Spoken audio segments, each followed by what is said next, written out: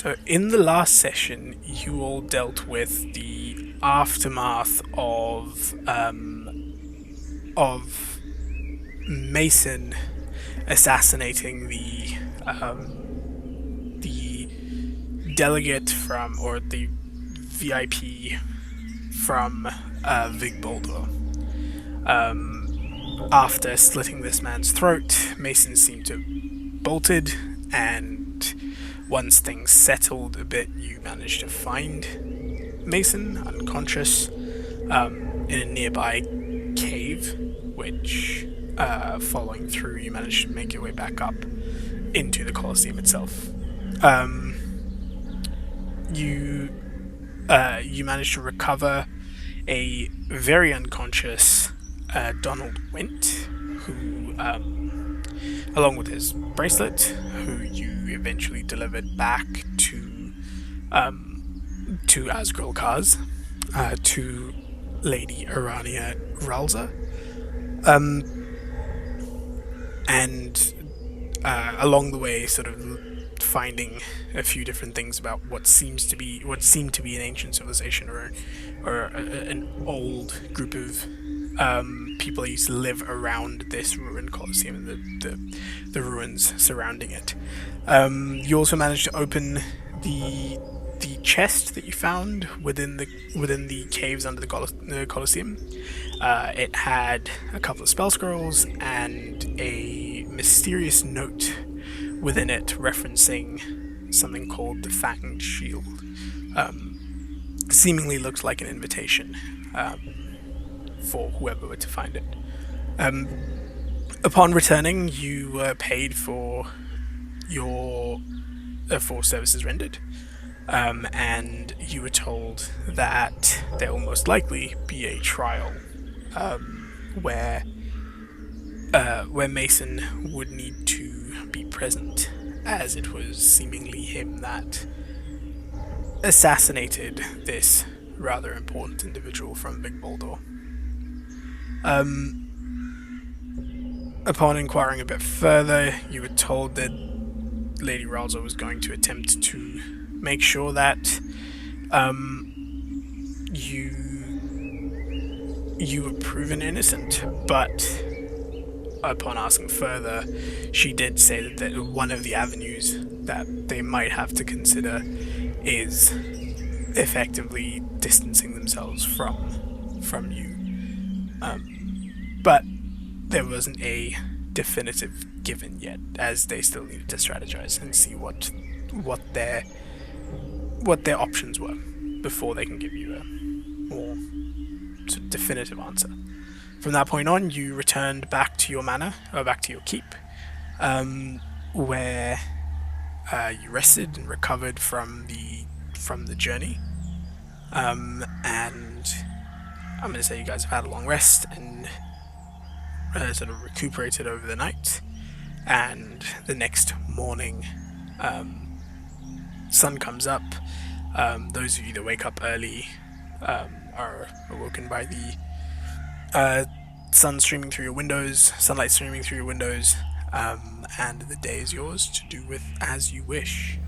If anyone takes a moment in the morning to look outside to take in the sun of Asriel Kaz, you'll witness out in the back garden, utilizing some of the water nearby, Hessel is commanding the few dead he has left to walk back and forth through a wall of water, cleaning them in that cold morning sun.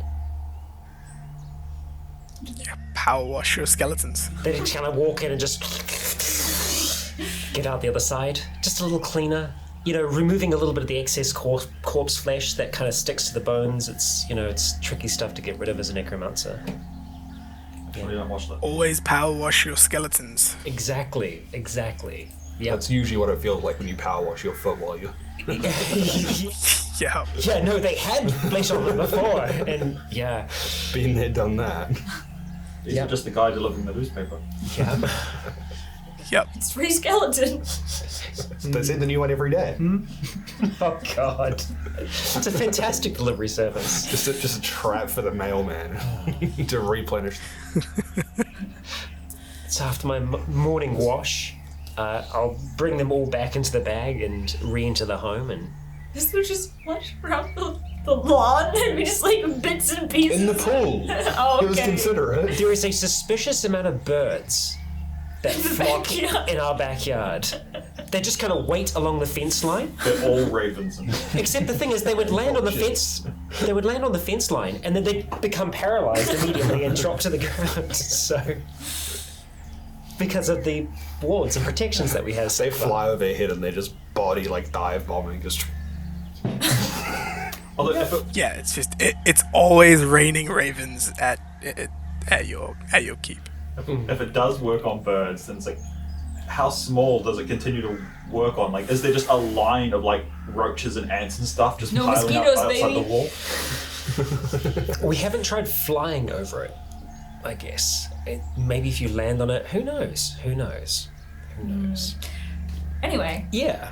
I think we were talking about kind of just following Callan's lead in heading off towards the Feywild, and I guess if we miss jury duty, then you know. I'm sure courts are understanding that Feywild nonsense sometimes affects jury summons. Yeah. Why weren't you here, Feywild nonsense? Ah, okay. Well, there's a special form for that. Hold on. Yeah. What's the extradition their system in place for the Feywild? I don't know. You if might be there's- safe. I don't Because know then if everyone would there's just be like, enough "Oh, I was in the Feywild," you know. Yeah. Like, I'm pretty sure you probably don't want to get the Feywild authorities involved in stuff. Yeah, maybe not. Yeah, they're No. different.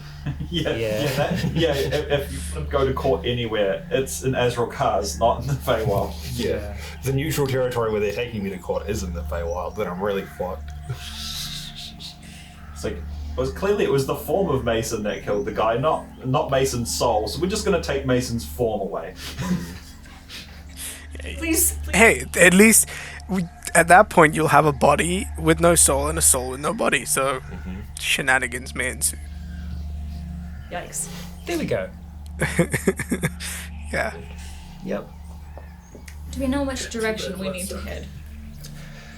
We've got a pretty good idea from the view from outside of town. How accurate was that? Like the lights making a like go here signal, like a big pointy neon arrow. Yeah, it was very clear where you had to go Like for that one. a single building clear, or like in a block. It was outside of Yeah, down to it. Yeah, it was. I'm pretty sure. Yeah, it was out. I'm pretty sure it was outside of town. Part like in the. I'm pretty sure it was in the hunting grounds, but like a very specific area within the hunting grounds. Like if like there was a point that just pinged for you, and if you were to get to that area, you're pretty confident you'd know where you're going. That and your medallion has a way of like. And your medallion has a. Yeah, You can just see the horse valet there waiting outside the cave. yeah. Quick question. Has the egg, the phoenix one, has it like changed anything? at all? Done anything?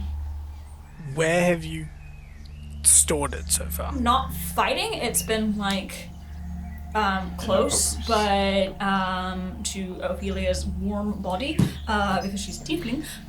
But in general, it's kind of been either there or like I think sometimes with the steed occasionally, but Yeah. mostly it's been just close to her. strapped here. Yeah. Whenever there's likely to be Okay. conflict, it's with the horse. Yeah. And whenever there is not likely to be conflict, it's Aphelia's just holding it. Yeah. Okay.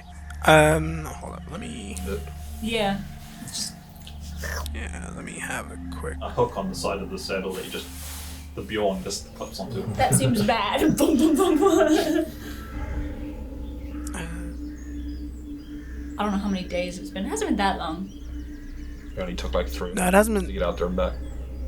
Yeah. Yeah, it hasn't been that long. Stayed in town for a couple. Right. So When you look at, if you inspect the egg, nothing seems to have changed on it so far. It still seems pretty much the same as when you got it. Okay, cool. Just checking in. So I guess we'll gather up our stuff. Yeah. Ready to go? Yeah. Do we need to bring anything? Callan, you'd know. The last trial had a combat aspect to it, so Well, I mean, we're okay at that. may or may not get something different this time. Find out. We'll be prepared for trouble, as always. So, you happy to take the lead? Follow me. I'll go the direction of the bat signal. Cool. So Heart through town. Yeah? Yeah, may as well. I'd be happy to spend a little coin. yeah, easy enough. I don't recall what the cost of the cart was last time, but we'll say it's in this part of town a gold. More than happy. So yeah, you Small change that you have. Yeah, give it to the coppers. God, yeah. Whatever you have that's less than a gold coin, it costs all of that. yeah. Cool. So you you hail or summon a cart which can take you all the way to the edge of town, back to that same gate where you entered and exited from when heading out to the Colosseum.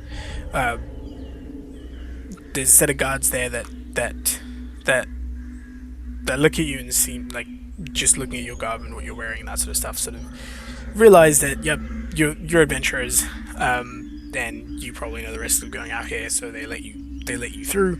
The first time that you'd come through, yeah, Guards that we saw when we left and or when we came back in, or is it different people? not the same ones. They would probably be different ones, so probably a different shift, that kind of thing. So yeah, you pass through without being stopped, without being questioned. The cart doesn't go further, so you're gonna so from this point on you're on foot, and heading through. As you leave town, you can see the direction that you're going, which is south from the gate, a little bit further south from the gate. You can see a couple of what seem to be hunting parties riding off into the hunting grounds. So a party of about between 3 to 5 orcs generally. The orcs, half orcs, generally kitted out with gear, and some of them with horses, some of them on foot. You see these hunting parties head out, and as they do, sort of, if you look towards them, then you make eye contact, that they'll give you a little nod, and head off in their own direction. I got 20 T-Rex teeth. Yeah, you have 20 T-Rex teeth. Vaporized one T-Rex. Yeah. This is true, you did vaporize the T-Rex. Uh-huh. Alright, What bag of holdings are for? Yeah. cool. All kinds of things down the bottom of that. Yeah, you just reach in. Oh, that's just teeth. Oh no. It's a spare keys to my steed. Yeah. Yeah, so you head out and start making your way southwards. The weather seems to be sort of overcast, so it's not sort of blaring hot out as you sort of step out into the sort of arid desert-like region outside of Asgrolkaz, and it doesn't seem to be overly windy either. So it's just it's fairly comfortable weather as you step out. It takes you about, I'd say, roughly 3-4 hours to get to where you're going. So within that time, while you're traveling, is there anything particular you guys are looking to accomplish within that 4 hours of travel? Or I think I would probably just make sure that I've got Manibus in the air, just kind of scouting for us, that, if you should see anything, just to give us a good squawk. cool. Alright, Alright, so then full out 4-hour journey. Someone roll me a d20. Do it. You do it. 9. 9.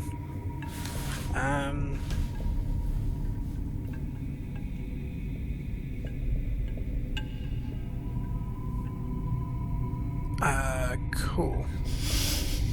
Oh, that was quick. Yeah. At least it was instant. Yeah, and 8's horrible, lasting death. Yeah. No, it's a fate worse than death, which is living forever. Stuck in a crack. Because if you live forever, inevitably you'll get stuck somewhere. It's like a statistical certainty that you'll get stuck somewhere. And you'll be there forever. Or until, It erodes away. Rescue. tectonic shifts. I mean, eventually everything's gone. You're just floating stuck in the empty void of space. Yeah, that's fun. A fate worse than death. A fate worse than death is being alive. Cool. The kids. Roll me a Hessel. Roll me a perception check for Manibus, please. Sorry, what was it? A perception check through Manibus, please. This is Manibus? Yeah. Nice. Okay. This isn't your lighthearted Saturday morning cartoons, kids. That's a 16 for Manibus. 16 for Manibus. Cool. As you're about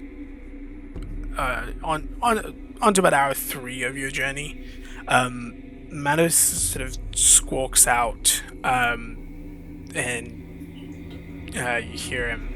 As soon as you go into Manibus vision, you see in front of you, in front of you, there seems to be. Manibus has picked this up, but there's a section of just land in front of you, around, I'd say about 120 feet by 140 feet square area of ground in front of you that looks slightly off compared to the rest of it around it. Almost like a very slightly misaligned texture on the ground. Ooh. Okay. Oh, Um, we've but seen that before. It's not a, so to clarify, it's not a perfect sort of square, it's just that kind of area. Using Yeah, area, not square as Yeah. a rectangular. Is yeah. is this reminiscent of the Obsidian Tower and how The that was mountain. covered by illusory terrain? No, this doesn't seem like an illusion specifically. It just, there's something about it that's off. Manibus, visually looking at it, you can tell there's something off about it. Illusions are usually sorry. Like the edge of 2 video game biomes, where just suddenly the ground is different. Yes, that sort of, but only ever so slightly. Right. But because Manibus rolled high enough for a perception check, you were able to pick that up. Right. There's something strange ahead with the terrain. It's off. Made Manibus concerned. It's not an illusion, I think. We might be looking at something similar to what we'd encountered before. Perhaps another one of those clockwork mechanisms causing a change to the environment. Or it's natural. Have you seen anything like this before? If you have a look in that direction there. Yeah, you've got What kind of off? Yeah. So just like the sand is like 3 shades grey? Or? Yeah, so it seems like the sand itself is a slightly different color. It definitely looks physical. It doesn't look like a projection or an illusion of some sort. It definitely looks like it is physically there. It's just the sand there seems to be a different texture, like a slight shift in color within that almost like 120 by 140 foot region in front of you. You're currently, I'd say about 200-300 feet off from getting to the edge of this terrain. But yeah, that's sort of what you're seeing. Do we want to check it out, or do we just want to head on past? Well, does this feel like the right thing? It's in your path. You can go around it. Like you can very like if you keep looking through Manibus, it'll add a little bit of time to your journey, but you can. 140 feet sounds like a long way. It's not. It's really not that big. It's like 30 meters. We could just walk around. If we go around the edge, we could try to get closer to Yeah. have a look to see if there is an abnormality that's worth investigating, but I'm fine with staying your course. I mean, I'm a little bit curious, but also, it's like the big fish thing with the boat that we saw, the lure. Maybe it's the same big fish But a different technique. Sand version. in the desert. No, it's the exact same thing. There's just a boat sitting in the middle of it that we haven't seen yet. How far away is it from us? About 300. About 200. Yeah, I'd say if you're walking and looking, then I'd say about 200 feet now. Yeah. Well, let's just get close and scoot around the edge of it. See what happens if just like put an arrow into the middle of it. I like your thinking. Yeah. Damn, I was going to throw you all knock of an my arrow. change less than a gold piece at it. To see if it sunk. Yeah, you knock an arrow and you aim and fire. It's a pretty big area, so like roll an attack. Just roll. Don't roll a nat one. That one. Not on that one. There you go. Cool. Yeah, you're fine. The arrow sails through the sky and gets to the top of Zark and drops, and it sticks into the sand itself, which initially you find a bit weird because the ground below you, while it is sandy, it's not sand dunes that you're walking on. Exactly. So, but your arrow does stick into the sand, and it sticks in, and then you see it sort of keep sinking deeper and deeper until you don't see the arrow anymore. Nah. Yeah, I think that's Water sand. yeah, Quicksand. probably good to just What's avoid that. quick about it? It seems to be falling in quite slowly. Sand that's... Well, it's quicker than regular sand. It seems slower. No, because you wouldn't sink through regular sand at all. That's fair. Well, It's worth avoiding. Yeah. yes. Let's Good to let's know. go around. If there's one patch, there could be more. I suppose we should all just keep our eyes out. Perception checks all around. Yeah. Let's not fall into the quick, slow sand. If I could roll over 10, that'd be nice. Sure is a number. New dice still rolling the same? Did I... Wait, oh, you guys. 11? 19. 16. No. Is it a nat one? No, it's not. Is it a 4? Okay, cool. This is one of my. Alright, cool. That's fine. As a group check, you're fine.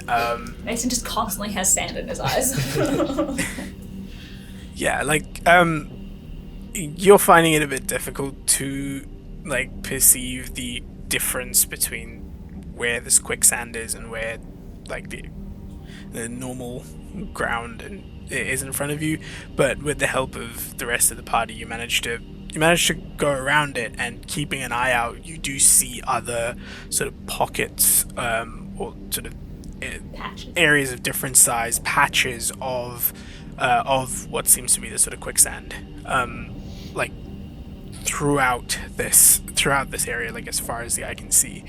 You can also, like from where you are, you can now start to see, like on the horizon there are rock formations like you saw when you went deeper into the desert towards the Colosseum. It's not just a fully flat sort of surface anymore.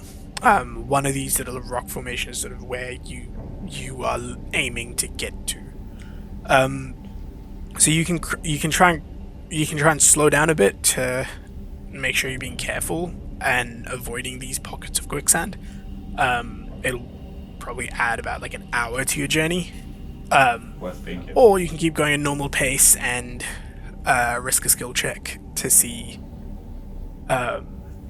if you make it. Oh, we can be careful. Yeah, I don't See- think we're in any rush, really. Yeah, safety first. Cool. Safety first, then. You manage to slowing down and keeping track of where all this stuff is, using Manibus the best of to most of his potential in this scenario. You're able to avoid majority of these. It does slow down your pace a little bit, so it takes you an extra hour to get to where you're going. But eventually, as the day turns to afternoon, as the morning turns to afternoon, you find yourself in front of a few of these different rock formations. Callan, you can feel your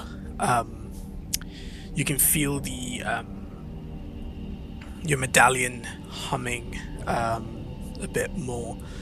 Like, while you were in town, you were aware of it if you concentrated, but now, even without concentrating, it's fairly clear that there is a dull hum coming from your from your medallion as you get closer and closer to these rock formations.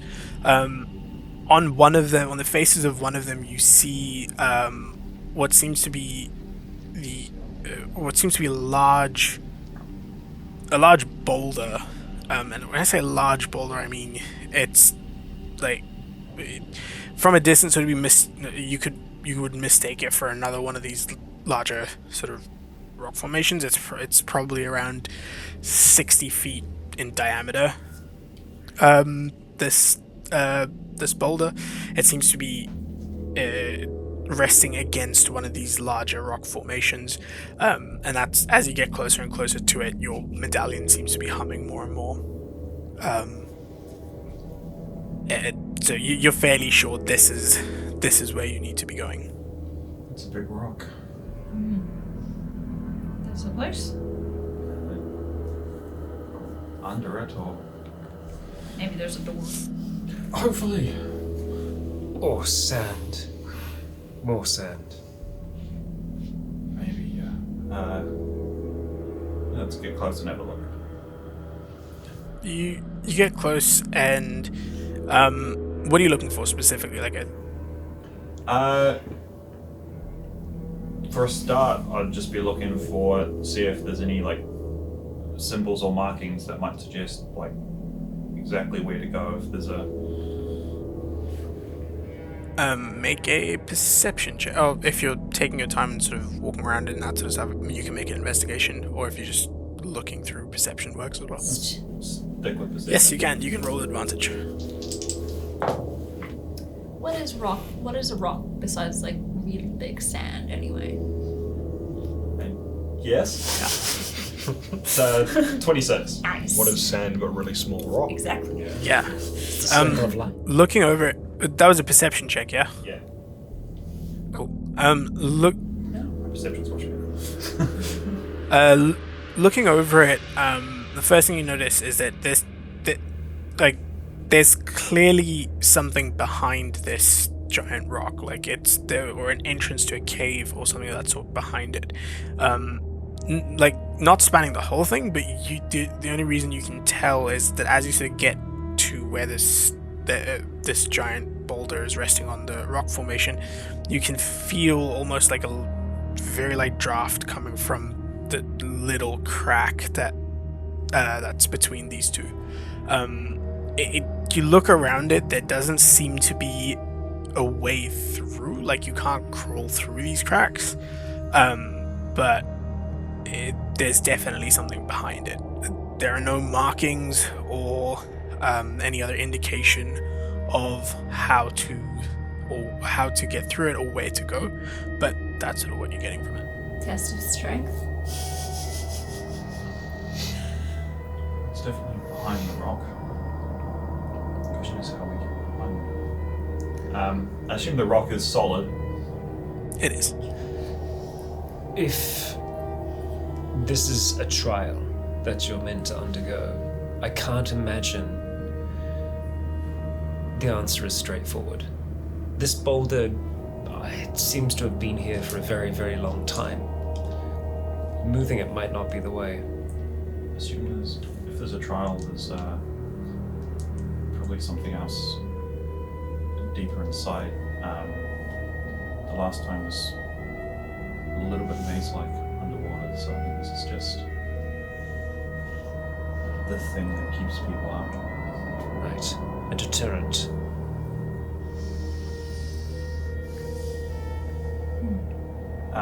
Wonder if there's a way through the top. Assume like just leaning a bit of weight on it, it is a full-on regular heavy rock. Yes, it is a full-on regular heavy rock. This is no rolling stone. This is no rolling stone. As you can tell by all the moss on it. It's definitely heavier than most rolling stones. Alright.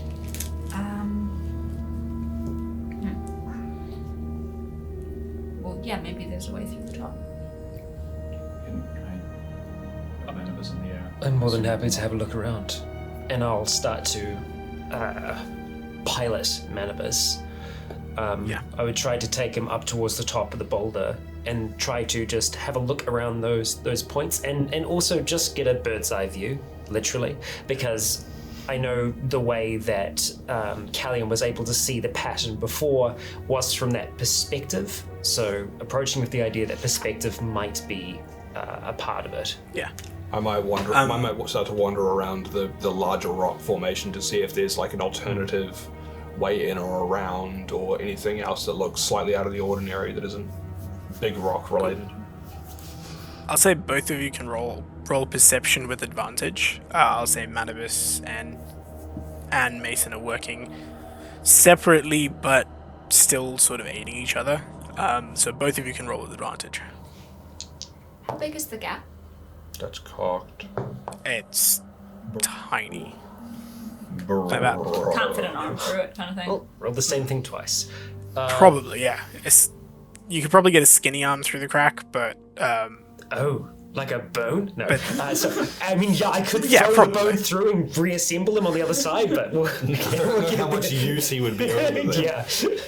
yeah. like, to point something out, it's not like a crack that you can immediately see goes into some sort of a cave. There's a gap between the rock and between the boulder and the rock formation. Yeah. The only reason you know there's something behind it is because of that draft. You can't see the edge of that entrance from where you are currently. I got a 18 for Manibus. Well, Hessel Manibus. Yeah. And Mason, 11. That's pretty good. with advantage. Yeah, with advantage. One of them was a 3 and one of them was a 9. Oh boy. Yeah. So, between the two of you, so Mason, as you sort of walk around, there doesn't seem to be any other alternative entrances that you can see around this thing. And Manibus, as he flies above and over, there doesn't seem to be, again, you try and look at it from a few different perspectives and angles, but it doesn't seem to be anything indicative of a entrance. It very, just based off of all of the looking around investigation that you've done so far, the only way to get into here is past the boulder that's currently blocking your path. Yeah, I'll relay that information back to Callan. That rules out other possibilities. At least we know we have to just focus on this now. Just see what happens if I touch the pendant to the rock, just in case it's like a... Yeah. Activation. Yeah.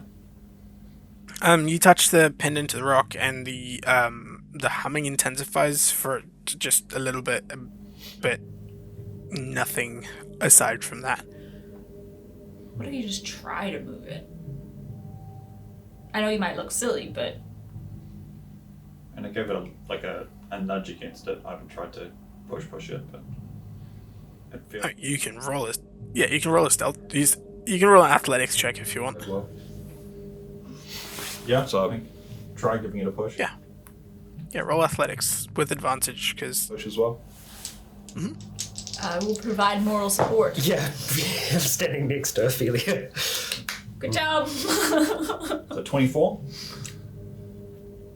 you Yeah, push that's a 30 Yeah. with DC. all your might. Yeah. I mean, it could also just not yeah. be possible. I don't know. It was worth a shot. You never know. I don't know if it was like, you have to have faith in, Can you Oh, check the runes for- thing, yeah. Yeah. I'm gonna do the Do the thing. I'm gonna do the thing, the manifest inscriptions. So Yep, with a it's bonus. sandy. Quicken spell. quickly- Spell, whatever, prestidigitation. Yeah, I will use my rune to manifest inscriptions. So reveal any magic marks, runes, wards, glyphs in a 15-foot area with a glow for 1 round. And after all this, he goes, yeah, there's nothing. Probably. Okay. So you quickly cast prestidigitation, and the act of doing so, you're able to manifest a rune, which you immediately expend to use manifest inscriptions. What immediately happens as part of it is, as your rune sort of shatters, as your glowing rune sort of shatters, and this pulse of arcana just goes out from you. The entire boulder glows. Ooh. Like, as in like the whole object whole itself. The whole object, the whole boulder, 60 foot in diameter, it glows. Not very brightly, but like a faint sheen for however long that happens. 6 seconds, so it's not. Yep. So for the next 6 seconds, there's this like grayish white shimmer around it. Can I try prestidigitating to clean the rock itself? Cast it on. Yep. So you cast prestidigitation on the rock. Which effect of prestidigitation are you manifesting? The cleaning? Just 1 5 foot. Make it taste better. Yeah, like a 5 Yeah. like a Tastes like beef. yeah. It tastes like Doritos. No, it's rock Doritos. candy. It's rock candy. So yeah, you cast prestidigitation, and this little 5 foot square of the rock seems just a little bit cleaner than the rest of it. Wow. But yeah, Good job. So I have to try. Yes. I'll get the spellcasters, all 3 of you, to roll a Arcana check for me. Happy to. Oh my god. Another 16. I swear I know things about magic, but it's another 11 for Hessel. Oh, I rolled as well as I should do. I have a +9. I don't know what. Would okay, cool. 16 was it, Ophelia? 16, there you go. Oh, Cool. I'd say from this experimentation, the fact that you're able to cast prestidigitation on it, and the fact that it glowed, the glow of, like you said, it's inscriptions, runes, wards. So you get the sense it's some sort of a ward on this rock. The fact that you're able to cast prestidigitation on it, combined with the fact that it is warded in some way, tells you, like, you're able to deduce that this rock can be a target for spells. Is what you're getting out of this, like, you gotta zap more it, I so think. than any. Yeah, you can target this rock with spells, is what you're getting. I'll just sit down and wait. Yeah. I'll ask to figure it out, because Yeah. this is obviously something that I can't help with. So I'm just going to vibe. vibe it out. The book, the Book of Ciphers. We unlocked that by imbuing different schools of magic into it. This could be a similar situation where we need to bring all schools to the table. Ooh, I call dibs on fire. Oh, well, that would be evocation. So, evocation, Oh. for example. Yes. Perhaps. I'm also wondering if there's a. I can't suggest. No, I'm not doing it, but like, can you imagine? I suggest you move aside, Rock. That was my first thought. I can do it. I can try it. I I command was the just seeing rock. if the passage had any hints. Banish the rock. Can banish the rock.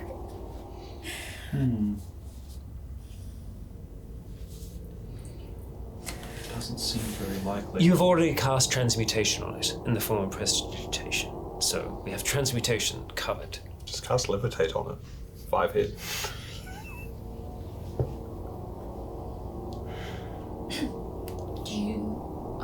following your lead here, Callan, because it's kind of your. Just yeah. But if you would like me to add it, you can. I'm happy to provide necromancy as a school. Have I we? want to see just if it's just because of the wording on the. Actually, also the school. Actually, that works twice. This thing was the enchantment school, and tell me, would you like to dream of a peaceful world? So I'm gonna try casting calm emotions on the rock. Calm that rock. Enchantment spell. You can't. And Yeah. You cast calm emotions on this rock, willing it to effectively just chill, dude. And as you cast the spell, you see the rock almost like slowly starts to float, almost as if it's weightless, almost as if all of its worries have vanished. and then remembering the last puzzle, I just give the rock a push. Yep. You give it the slightest of nudges, and it just floats away, weightless. Can you imagine you're walking through the desert and you just see this boulder just. It never stops. It just keeps going that direction forever. My people need Yeah. me. Revealing a cave entrance immediately behind this rock. So as soon as you do that, I'll give you the answer to it. When you said I will suggest for the rock to move, that would have worked as well. It was effectively because if you remember back to the previous trial, you had to cast divination spells in order to the divination spells were deciphered. So I just had to ask it To the- nicely. It just had to be any. I Exactly. had to manipulate Like, the you- rock. Right. You literally had to just suggest that it move, and it would have moved. Literally years since we did that last And we trial. weren't Yeah, there. this is I fair. weren't there. This is fair. Give us the now we do know that each of those is those schools of magic is linked to the locations. Do you want to write a note on your page about the Book of Ciphers so that we remember Yeah, next time actually, we yeah, right up on about the it? top of the book of ciphers. Yeah. Yeah, just say magic school Ooh. connected. Actually, Hissel will just place a cold hand on Callan's back and say, "Well done." yeah, I was kind of joking about the whole casting suggestion, but Yeah, that happened. That just happened to be the answer. I was gonna chill touch it, but Mark. that's we marked down No. that it was enchantment for this one. Yeah. Yeah. Each one I've got the locations for each one. Oh, right, and they have the divination, magic. your necromancy, Yeah. blah blah so blah. Yeah. Gotcha. Okay, well. All right. let's go. Is Well, the rock let's just go. continuing to float away? Yeah, it continues to float away. We might have to get that afterwards, but I'll just hang How long does calm emotions last? the doorway. It lasts like 10 minutes. Yeah, so yeah, it's gonna be floating for about 10 minutes. So I'll cancel the spell once it's like well clear of the doorway. Yeah, as soon as you cancel the spell, it just hits the ground. right. But yeah, cool. Yeah, behind this giant boulder was as you can see now, a cave entrance. Not very wide. Probably just sort of wide enough for you guys to sort of squeeze through. I'd say about like 3-4 feet wide. So you'd have to sort of squeeze through it to get to the other side. Yeah, and as you do, as you sort of file through one by one, you come out onto the other side into what seems to be a pretty large cave. A large circular cave, ceiling going up all the way to, like, the wall sort of curving into a ceiling up at the top. It's kind of like the end of the rock formation. Yeah, so you're inside the rock formation, basically. So it's sort of like it seems that the rock formation itself is pretty hollow. And the floor in front of you, it's just what seems to be a flat, empty floor of sand. similar color to, and you can see different spots on it, similar color to the quicksand that you saw behind you. There is about 5 of these. There's about 5 of these quicksand patches that you can see, and that's pretty much all there is in here. I think this is going to be uncomfortable. Yeah. I'm gonna walk over towards whichever one's in the most like middle-ish of the room. Yeah, Okay. easy enough. You managed to walk up to it. Stand on the patch. He's gonna walk up to it and stand there. Yep. I'm gonna watch. Yeah. So you walk over to it. Wait and outside, Steve. Walk through it. Yeah, as you sort of. Yeah, as you walk through the sort of center of this patch of the sand, you see it. As you get to the center of it, you feel it start to shift and move and swirl around you, and pretty quickly you start to sink lower and lower. Wait, The are we sand supposed to go sort all of through starts at the to same rise. time, do you think? Who knows? Not sure.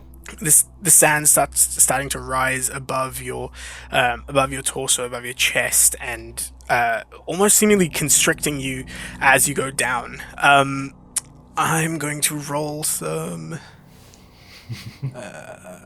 It would be quite conceivable that a single person might come through here on their own, so I can't see needing to use all of them.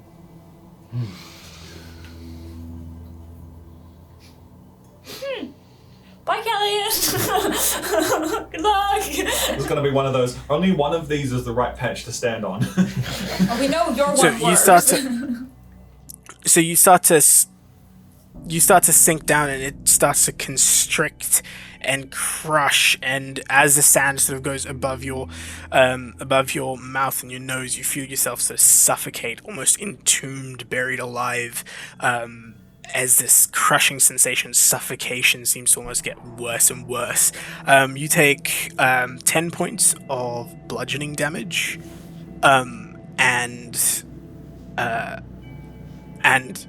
you feel this sort of. You feel yourself stop moving. Uh-oh. For a second. Yeah. Yeah, you feel yourself stop moving. Can we just see his antlers?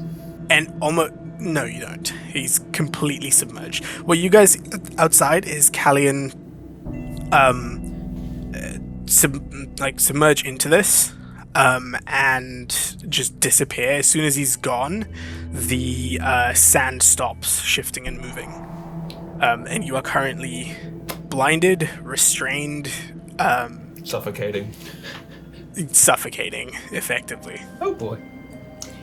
Maybe we think things through. Maybe we pause. I mean, that might not work. Yeah. We don't know. You could be in another room right now just vibing. He might be able to. Send him a message. Send him a message. Okay. At that point, as Callan, you are completely blinded and restrained, and the rest of you just seen Callan dip below this. We'll take our first break. All right, so Callan, you have currently been sucked into the earth, Cozy. and are being crushed by the weight of the sand around you. I want you to roll a Constitution saving throw for me, and this will determine Oh, crap. how well. Whether you're able to hold your breath or not. Yeah, basically. This course is irritating. It gets everywhere. It Oh, does. fuck. Keep that air in your lungs, boy. That's a 9. Yeah. So as you went down, you were able to take a deep breath, but as the sand started to crush, and the sort of strain of it all kicked in, you would have effectively got to that stage of oh shit, panic set in, and breathe out, try to get the sand out of my face. Can we see just the sand gonna go? Yeah, and so I'm going to say at this point, we'll go into initiative. Because, Callan, you have 4 rounds before you are... Oh, it's 1 plus your constitution no, that's modifier. fine. No, it's Holding your not. breath. Holding your breath, you get Okay, 1 plus cool. con mod of minutes, but if he's suffocating, it's just your con mod of rounds. Okay, so you've got You got 3 rounds, so let's roll initiative. How do I roll well? Yeah, for your rounds to go past first. Yeah. Yep. Oh, sorry. I mean, you guys don't know anything's gone wrong. No, we're just, hanging out. Oh, wow, you rolled the number. God. Why bother? You only This is rolled like four. Who's Line. Yeah. Maybe get new dice. The rolls Cool. don't All matter. right. These are different What's- dice. It doesn't matter. It's not the dice. It's the die. You have to invert it. What's- You haven't inverted it yet, right? I'll roll when it's inverted. What's the Order. initiative? I got a 13. Oh, do you Okay. How do Yeah, no, keep going. Mason. Cool. 8 for Mason. Callan. 20. 20 for Callan. And Ophelia. Getting out the way 18. first. 18. 14. 18. 18. Okay, 18. Cool. Alright, so we're going Ophelia, Callan, Hessel, Mason. Oh, sorry. Callan, Ophelia, Hessel, Mason. Cool. So, top of the round, Callan, is there anything that you can or would like to do? Yes, I can do one thing. Go on then. No, I'm going to telepathically reach out to the Steen who's standing just outside the door, and tell him to make a bunch of noise and try and alert these guys that Something's wrong. this was the wrong hole. Okay. Wrong hole. Oh, And God. have him just like, Alright. I assume he can't fit through the crack into the room, so he's just gonna like get Oh, I in mean, the if it's 5 doorway. feet apart. It's not. It's 3 foot wide. Yeah. It's 3 foot wide, yeah. So he wouldn't fit through, but yeah, your telepathic message gets through. It gets through, and the rest of you hear this commotion coming from outside, which is very, it seems like a very distressed. Callan's steed seems very, very distressed. Make of that, yeah. I don't know. This feels bad. I'll go check it out. Anything else? Anything else on your turn, Callan, or is that pretty much it? Not if I am restrained and suffocating. There is Cool. nothing else.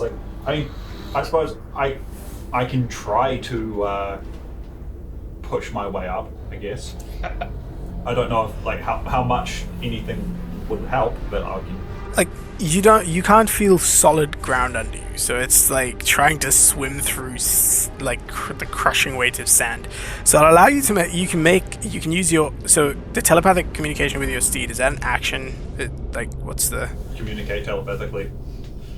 Okay, cool. I'll allow you to make a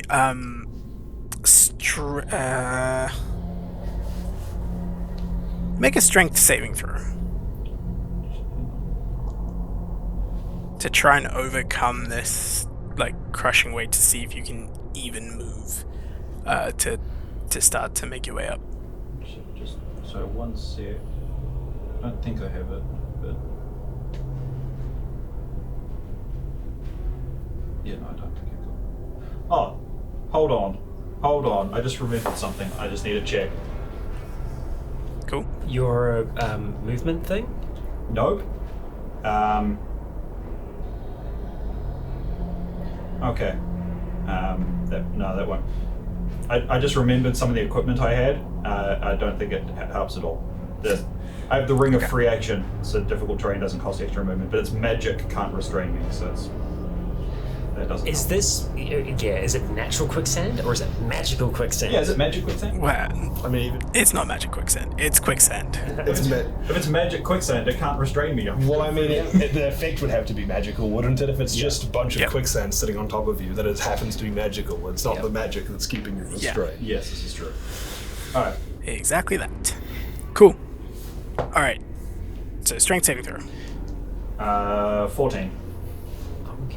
Yeah, you attempt to move, and the sand around you is not budging. Yep. You are very distressed. Yep. All right, Ophelia, your turn. So you saw Callan sink down into this thing, and a couple of moments passed, and you heard very distressed noises coming from outside, presumably from Callan's. I'm gonna get some rope out of my bag. And how wide is this thing that Callan went into? I'd say it's like a 5 feet diameter. I'm gonna go kind of like next to it, but like make sure they're not in it, and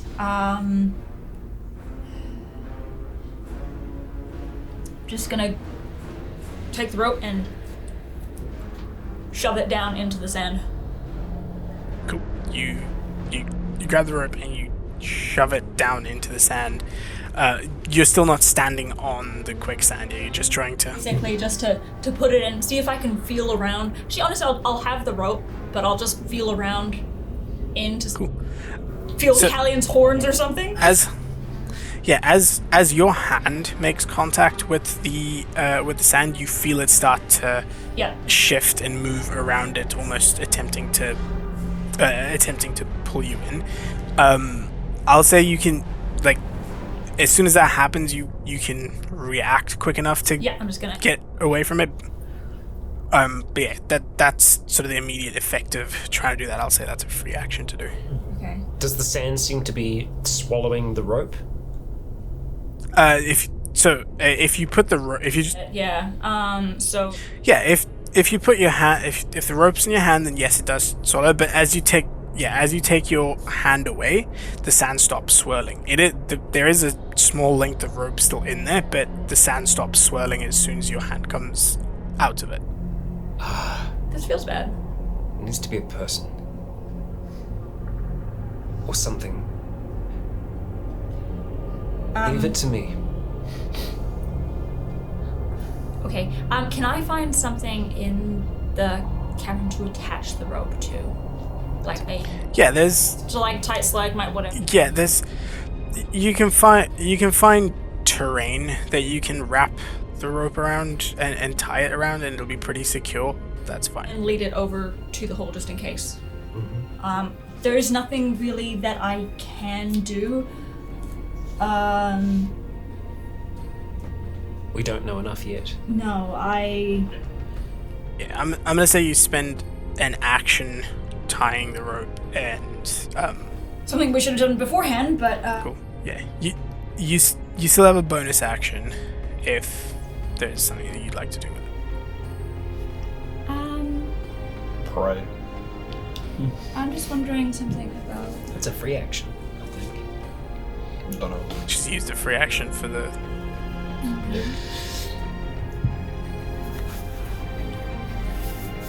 I'm going to. I just want to see how long this lasts before I do it.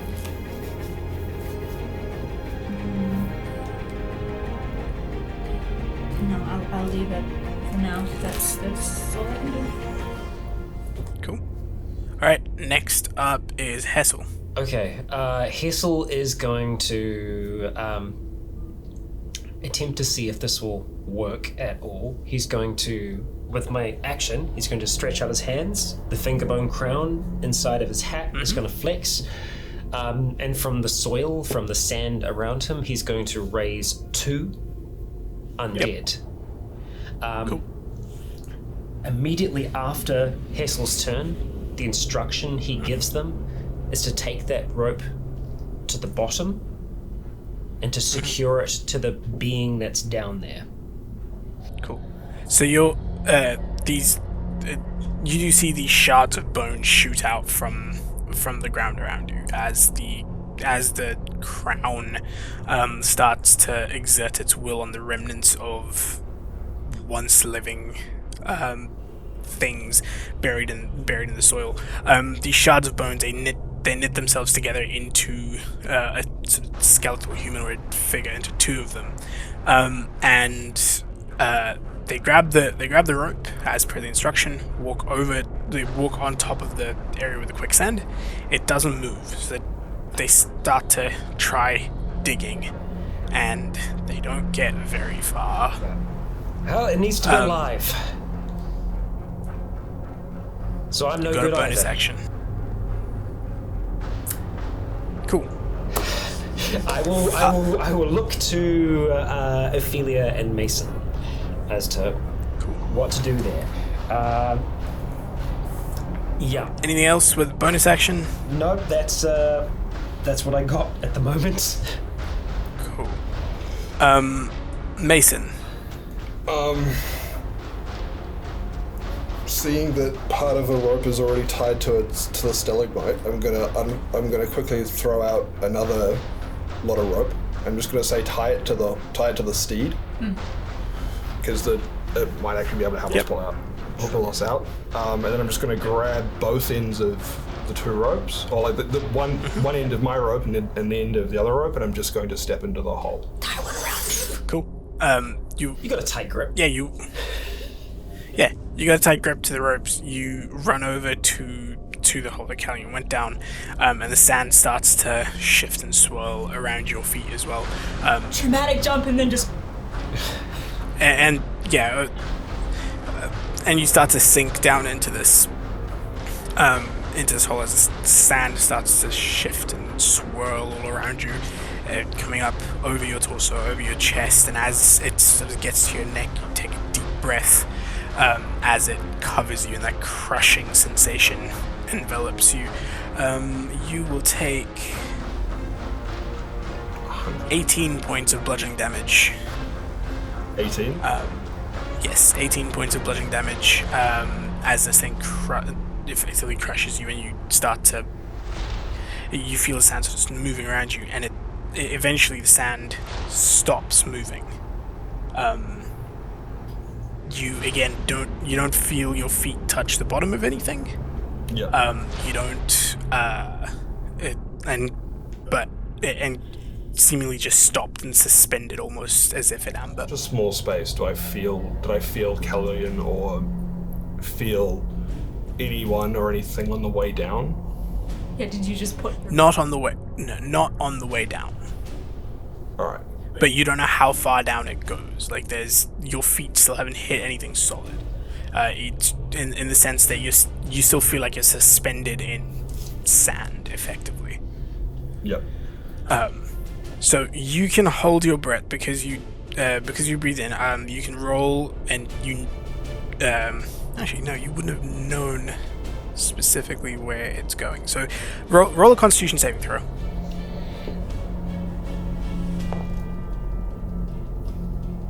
$14. Yep. With that, you're able to hold on to your breath as you find yourself in this sort of suspended state. Cool. You can hold your breath for the next...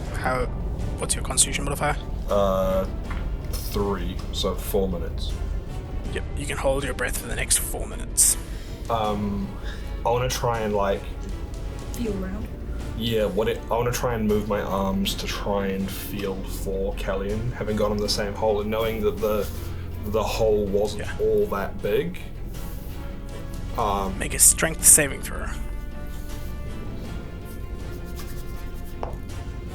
Statistically, I'm probably bad. It's a 10. Yeah, you're not able to move around in here. The weight of the sand is too much. You're unable to overcome it with your strength. Cool. That's all I can do. All right. I'm sorry, but it is pretty funny that last time you guys did this, you nearly died, and now this is happening again. I mean, you got 4 minutes. Yeah. I can also just pull myself out with the rope. Yeah. Worst case scenario. It's more of the finding Callan who doesn't have a rope. Callan, it is your turn. Um, What's your passive perception? 20. You do feel some form of movement just from sort of contact with the sand itself. The sand is completely surrounding you, so if there is movement above you, you are sort of feeling some sort of reverberation. So you get the sense something's moving within here. You don't know whether it's friendly, whether it's hostile, you have no idea. Something is moving in the sand above you. The telepathy goes both ways. Yep. once I'd be having the steed, let me know What's exactly happening? what's going on with them. Cool. So then, in that case, you're aware that Mason has followed you into this hole. Then I will try and see if I can get to Mason. Grab. Strength saving throw. Can you do anything to bolster it? Nope. Okay. Not while you're restrained, I think. I mean, This is just enhanceability would be the vocal. other thing, but it's like you probably can't move and speak, or I don't know how much of the components you can do. Yeah. What is it? Is it just verbal? Because you can It's get a mouthful of sand and be okay, right? That's just ability checks. But I just had a right. thought. Does your mantle of inspiration assist you in any way? It just gives me extra movement. Yeah. Right. Wow. But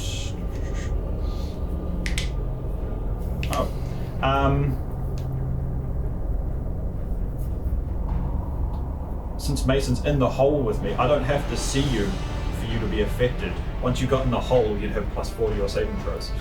Oh, nice. So it doesn't matter. I don't know. Oh, the strength save. strength 14. 14 Yeah. probably doesn't do a hell of a lot. Probably doesn't do a lot, but just while you're in the 14. hole, It's fine. You're Strength- inspired. Strength save, good Yeah. for me. You're in the stronghold It's, now. it's Yeah. because I started monk. Strength save, good. yeah. So yeah, yeah. try and get to Mason. Cool. Strength saving throw. Nope. That was bad. All right. Yeah, you attempt to move again, like feeling that again your lungs are starting to burn at this point from a lack of air, and you can feel that sort of breathe in reflex coming. You feel the sand shift above you. You start to try and force yourself up and try and move through this the sand, and it's just it's too, the force of it is too crushing. You're unable to move. Bonus action, anything with those?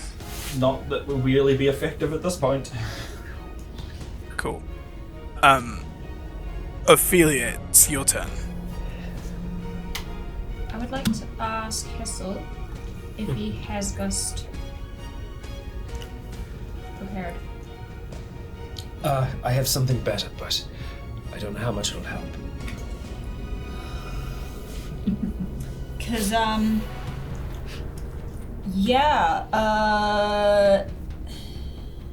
not really much I can do. Well, there is the loose rope still. That could be tied to the horse. Yeah. The rope that I threw. Oh, I Don't thought you say actually that. tied it. Okay, yeah, No, I'm gonna. I probably wouldn't have had time to go go. tie the rope. I am gonna go and maybe get tie him that to the steed, and I'm going to ask the steed, because I feel like it's a relatively intelligent animal. Stomp twice if it's bad. It stomps twice. Okay, cool. Just now we Yeah, know Yeah. for certain. You're able to tie the rope around the steed and you confirm with the steed that it is indeed bad. Cool. All right. I am going to Not good, a very bad day. just sort of hold. Would there be an action to tie the rope off, or is that a bonus action? I'll say object interaction, so you're fine. You still have your action and bonus action. Action. I am going to just hold until I get some Staying sort out of- here? I'm staying over where the steed is. To potentially offer assistance if I can. What are you holding? sorry? What action are you holding? Basically, if the steed is like gives the go ahead of like yes, time to pull, then I will Just give try the and help action. The help action, basically, yeah. Okay, cool. Because there's nothing else I can do. So yeah. Remind me, what's your passive perception? 11. Okay, cool. Good to know. Alright. Hessel, you're up. Okay. Better than Well, I'm gonna trust that things are going okay. Well, I would probably yell to Hessel, things are bad. We'll work through it. Hissel will go over towards the other rope, the one that's tied to the stalactite. Yep. Might. Might go up. Tights go down. Yeah. The rock. Yeah. Right. Yeah, he's going to also grab onto that rope and look at his two skeletons and say, assist. And effectively get ready to start pulling if he starts to feel like any kind of tension. So I'm holding my action for that, but yeah. Okay. Cool. This is your last. So He can communicate telepathically to his steed, eh? I mean, he's But that's a thing yes. I've done it before. Yeah. This is fine. It's all good. It's all going well. what's your steed's passive perception, Callan? Yeah, there's something we haven't noticed, but you know, Yeah, a T-Rex. probably. Coming for him. Just 10. It's 10. Okay, cool. It's worse than mine. Shit. Yeah, it is Yeah, also it's worse than roll mine. I have a passive investigation of 19. That helps if anything, but Passive It might. insight is better, but that's different. How was the sand feeling, Callan? I think the Alright. sand is Hungry. a little sad today and a little hungry. Yeah. Okay. Yeah. Okay. Callan. Its soul is crushed. It's Callan's turn. Mason's turn? So we're back at. I mean, would I be able to have a turn? Yes, you will have a turn. Yes, you are allowed a turn. I'm sorry. You know? Cool, thank you. Yeah, you're allowed a turn. I'll allow it. Thing that I can do, which is attempt to find Callan in here. Cool. So first make a strength save to see if you're able to move. With your bonus. Yeah. +4. Just 1 second.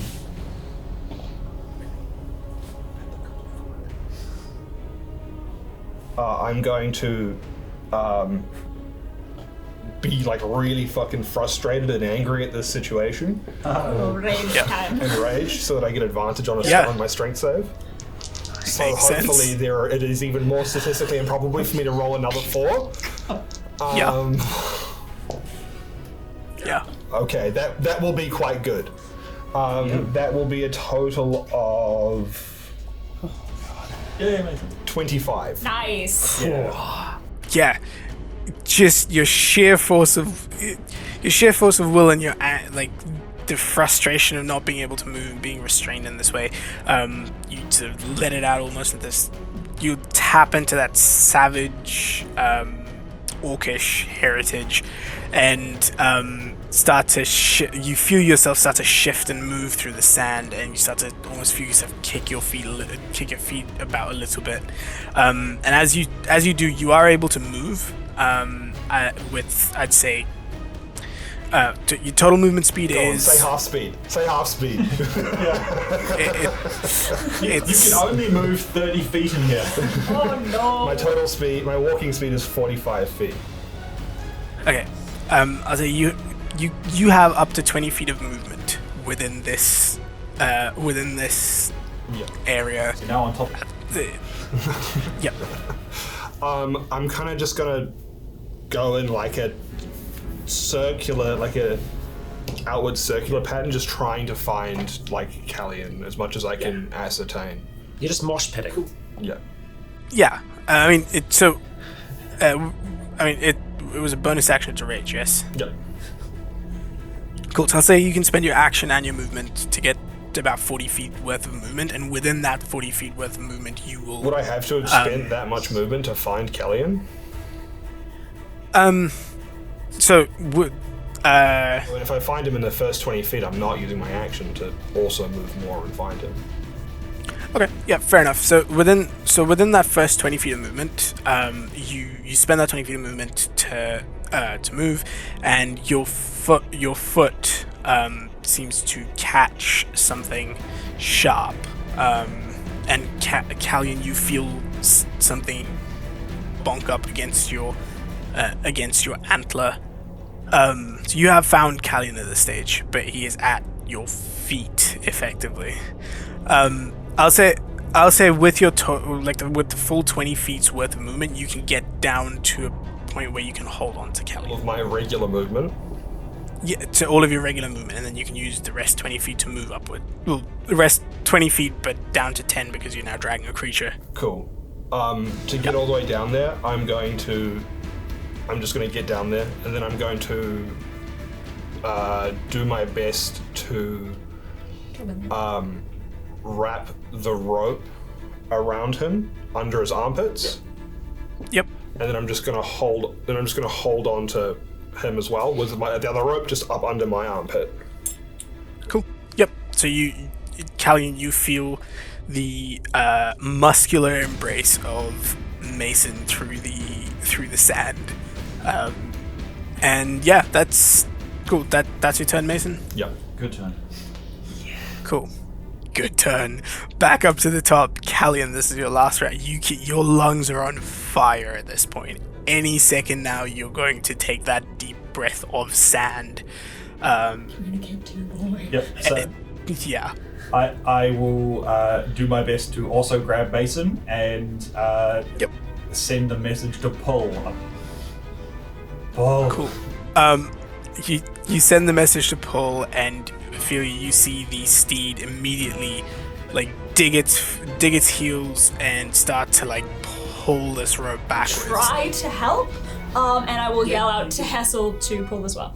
Yeah, Hessel and the skeletons will also start pulling the other rope as well. My rage will have also ended because I haven't taken damage or attacked another creature. How hard did you kick Makes his sense. head? If you end your turn and you haven't attacked another creature or taken damage, or yeah. That's fine. Alright, so Callan, make a athletics check for your steed with advantage. Nice. Here we go. Hessel, the fact that you're doing it as well as basically I'll allow on your turn for this check to be repeated. Sweet, okay, cool, nice. It's a soft 20. Nice. Nice. Yeah, you manage. Both of you start to feel the rope sort of tighten, and you feel yourself slowly being lifted out of the sand. Eventually, as your steed sort of moves all the way back, you see the sand reluctantly give up the forms of Callan and Mason as they pull themselves out. As they sort of get to this, Just rush forward and try and pull them out. as they start to get to the surface of this thing, you see the sand start to shift and move again as if trying to claim them once more. But through the sort of the help that everybody provides, you're able to pull everybody out of this this trap. Yeah, as soon as you come out, you cough. There's sand that just comes pouring out of your mouth. Flag on top of it. Yep. Oh, there's that toothpick on. Yeah, you are absolutely winded. Yeah. I'm gonna hang Callie in a water thing. Water skin? Yeah.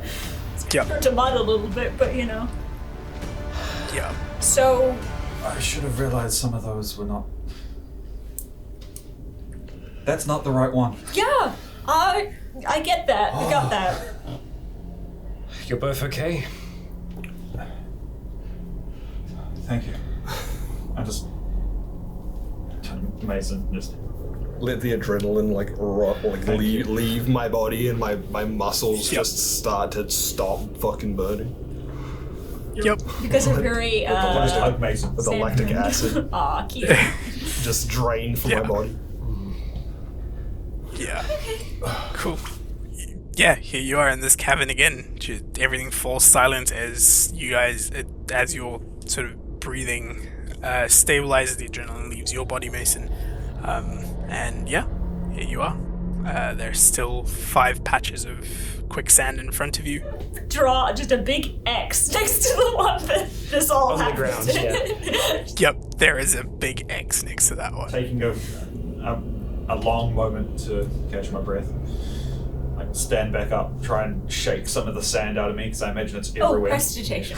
Oh yeah, it is literally everywhere. Yeah, you cast prestidigitation and A couple sand. times, maybe. You get some of it out. Yeah. You will be finding that Yeah. for a week. Yeah. Yup. Even magic can't help you get sand out of all the crevices. I'm not sleeping in my bed for a little while. Yeah. I do not want sand in it. Something interesting to note. It only seemed to work with living beings. These things here had no will to suck in the rope or my skeletons. It's good to know. Okay. Alright. So it's evil sand. What I should have done in the first place. I'm gonna take the amulet off and sort of hold it over the different holes and see if it reacts more to one of them than the others. It does intensify every time you're over one of these holes, one of these sort of quicksand patches, but doesn't react more or less to any one. But when you are above them, it is reacting, indicating that this is the way to go. You just... Yeah. Not help. When you were in the other one, so how many are there? There's 5. There's 4 around and one in the There's center. 5. And the one in Yep. the center was the one that Callan went to. didn't. Yeah, we'll say that's the one you went through. Okay, well, was there a pattern last time with the puzzle or whatever? Like, or I don't know. I don't know if I know about the puzzle. I That can't was in the think of underwater. any specific pattern. There was a maze, and then there was a room where we got attacked. How big is this room we're in? I'd say about 40 foot diameter, 40 foot diameter. It's not What very is big. its directions? No, not massive. Like Do they northeast? match up to cardinal directions? The directions of the ponds? If we pull out a compass? No, there's four along the outside and one in the middle, but like they're not exactly spaced. They're scattered around the room, basically. Yeah. Just try all of them. Yes. The rope definitely worked, and having your steed to help pull out that made a difference, I think. But did you reach? Did you Go reach? give him a hug as well. Yeah. Did you reach a bottom or a? As you No. hold up, give me 1 second. As you go outside, Callan, your passive perception, the first thing that sort of catches your attention is that boulder that you just moved, and that just stands out to you for some reason. Not in a suspicious sort of way. It's just like there's something that it's Yeah. Okay. something about that boulder is like That confirms what I was going to do next then. Which is, I'll walk back in the room. I'll do the same thing again, because it's a 20-foot radius, so I can hit the entire room. And just calm emotions the entire room. Yeah. And see if there's a sand pit that... I mean, I could suggest it if you want. Yeah. But I can do all of them. Yeah. Yeah, true. yeah. You cast a spell, and the sand almost the sand from all of those pits almost seems to like start draining. I should have just been like, I suggest you let them go. Again, that would have worked. But yeah, Quality it- goldfish memory. the sand starts to drain, and as it does, all 5 of these patches, they seem to all be effectively sort of narrow tunnels heading downwards and sort of veering off. Well, that's Yeah, like it. Yeah, Then good to know. maybe I was right. They all lead to the same place. I just, you're not supposed to go down when the sand's still there. Yes. Hey, at least we didn't all decide to jump in all at once. Yes, that would have gone That is horrifically bad, I think. I think that would have been the same result for each of us.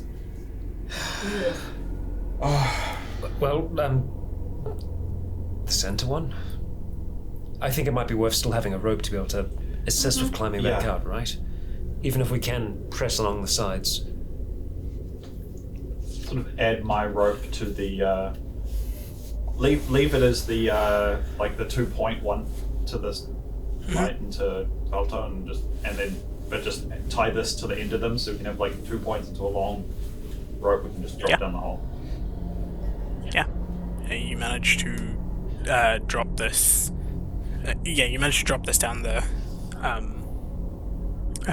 hole. It goes down, and then again about 30 feet down this this sort of narrow passage is going it's almost vertically down. You can see it sort of veer off at an angle. So you get the sense that once you get about 30 feet down, you'll be able to. If you're able to make it 30 feet down, you should be able to See more. scoot along the I'm happy to go first if there's the possibility of a large drop at the other end or something similar. Not a bad idea. I'm not great at Sure. climbing. Yeah. But Worst case scenario, I can catch you at the bottom as well. It's true. Okay. Hessel's sand skeletons just kind of start to fall apart and return back to the ground. Cool. I will start to climb my way down. What's the material of the side of the tunnels? It's just like hard packed sand, Natural stone. or it's stone. yeah. It's stone. It is stone, but like sort of sandstone. sandstone-ish. Just like Not worked, but natural sandstone. Yeah. it's a hard stone. Mm-hmm. It is. Easily drive a dagger into it or not? Not a dagger, but if you had like a pick or something, like pylon. All right, cool. I'll just make my way down the hole. You make your way down it. It's not too difficult for you. You're able to, with the rope, make your way down to where it veers off, and you can see it continues on a little bit further, and you see it level out. You see this sort of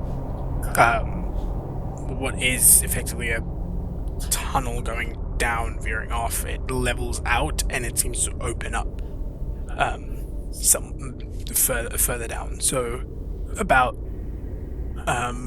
that's another 40 feet at an angle.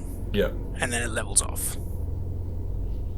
And you get the sense it's also opening up at that point. Right, I'll keep making my way through to see what it looks like. Yeah. As you get to the end of this tunnel and it starts to open up,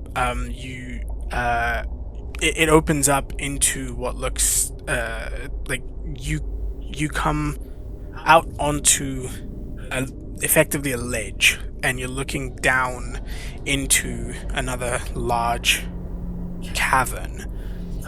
Sand again. This is a large circular cavern, I'd say about almost 200 feet across. Yeah. With what looks to be a platform in the middle, which is about so a square platform, 60 foot by 60 foot, and that's sort of made of the same sort of sandstone material. Around it, all the way around it, surrounding it seems to be more sand, and in the middle of this platform, you can see in the middle of the platform there is a perfectly square block of perfectly cube-shaped block of stone smack dab in the center of this platform. Right. Where you are currently is a ledge above the sand itself. So, like, if you look down, you're at the edge of this circular room, and there's sand all around you. Yeah.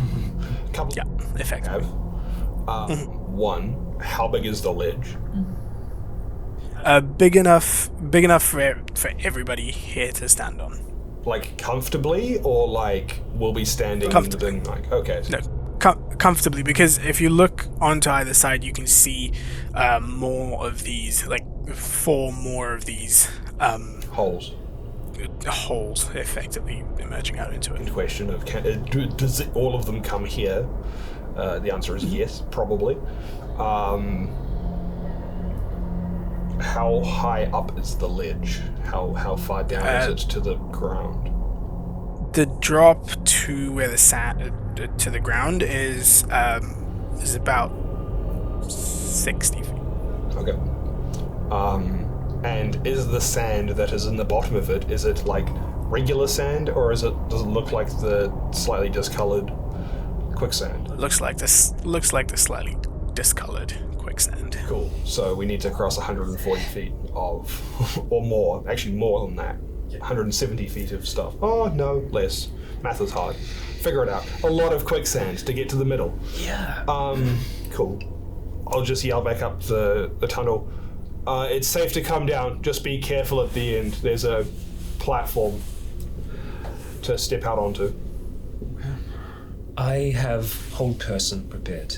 That's, I think, the only enchantment spell that I have. And I've got the suggestion left, as well as I think some other ones. If we get separated for whatever reason, it'd be... Well, we should at least, I think, make sure that we have one person with Mason that has a spell at the ready. Well, I can go next. I will go to the rope and start to Shimmy. try and Yeah. climb down. Yeah, eventually all of you make your way down onto this platform, and as you're standing there, you can see the same thing in front of you. Before I go down, I'll just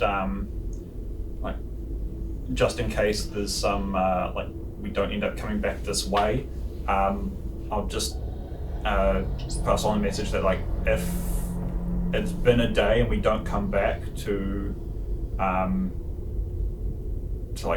break free of these ropes and then return to town. Yeah. So he doesn't just stay here indefinitely if we end up magically appearing elsewhere. I mean, the last time we teleport circled out of it. Yes. So, Yeah. Okay. Cool. So trying to get the image is like a big lake of quicksand with a platform in the middle. Yep. Yeah. Basically. big circular room with all of it around. Hey, do you think the last one was all water, right? And then this one's all sandy earth and stuff. Do you think there's going to be a fire one? There's And more than four. Oh, there is, yeah. But it's a reasonable possibility. Yeah. Seems relatively based around the terrain of the region. Yes. So unless one of them's in the middle of a volcano, which would be equally unfun. How tapped are you, Callan, when it comes to your spells? I'm Oh, I have lots if you need me to the enchantment. It's more the area that you're able to affect with your ability to calm emotions that seems to be effective.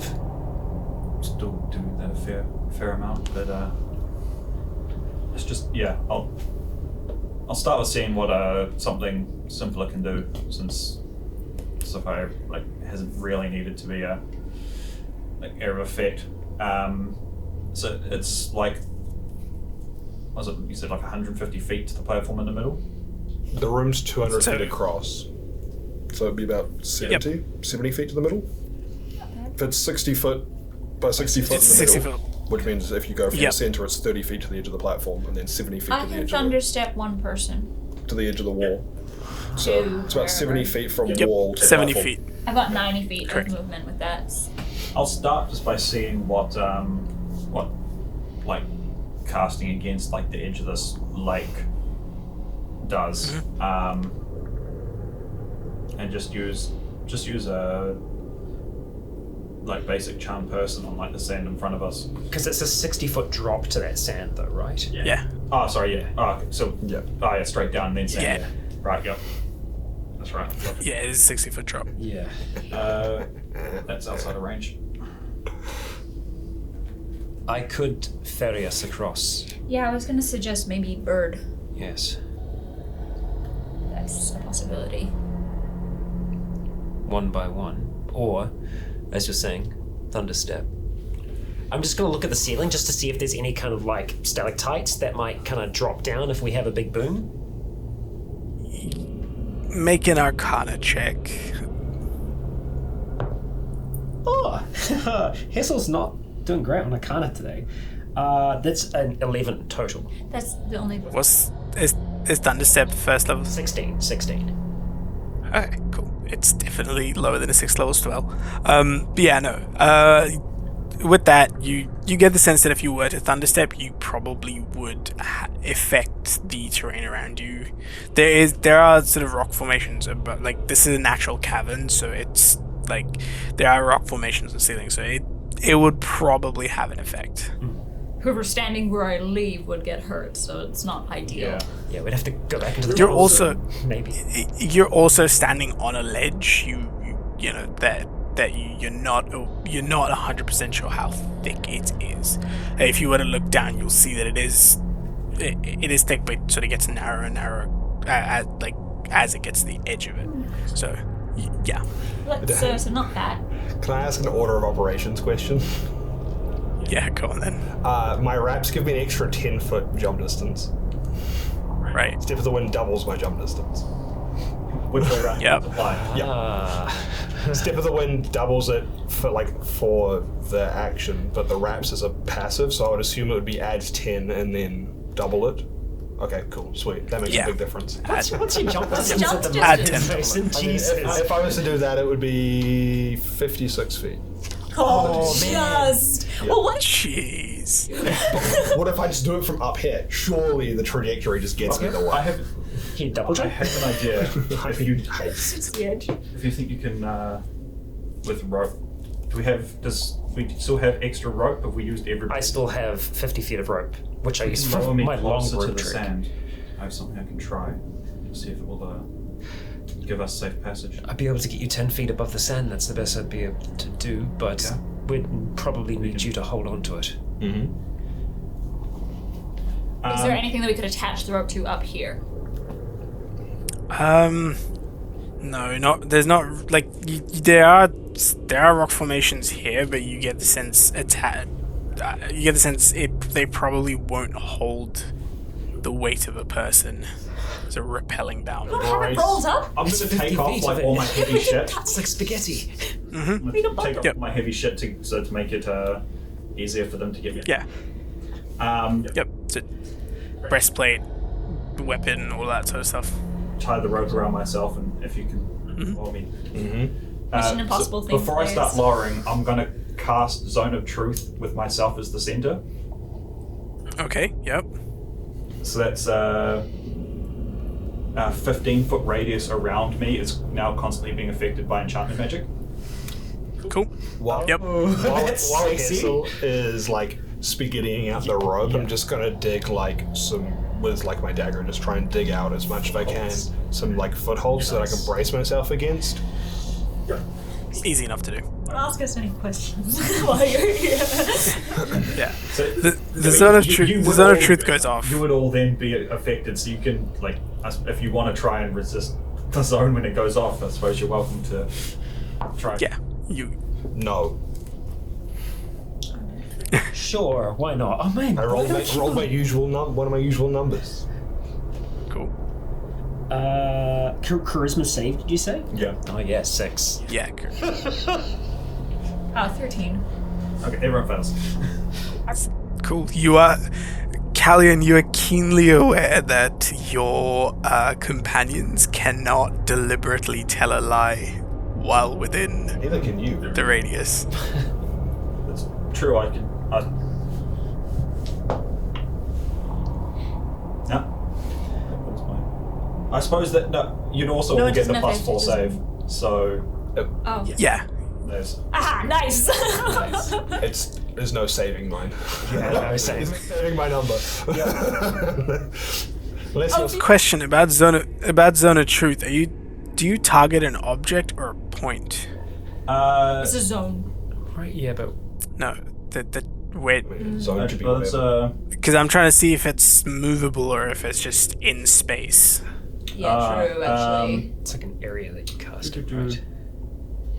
Then you could I cast it suppose down it is there. a point, yeah. Could you cast it down there and then lower yourself So into a it? point wouldn't follow. It's more you. that it would follow him while he walked through, because it would just be enchantment magic the whole way, if he could put it on himself. Yeah. It does say point, so I guess it is a. Yeah. So you're gonna have to choose a point in space to cast it. Okay. In that case, I don't need to climb down. Well, you could lower me is it down, just- and I could cast suggestion.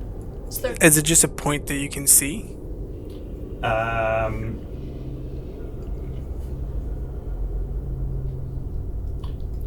It just says a point of your choice in range. What's the range?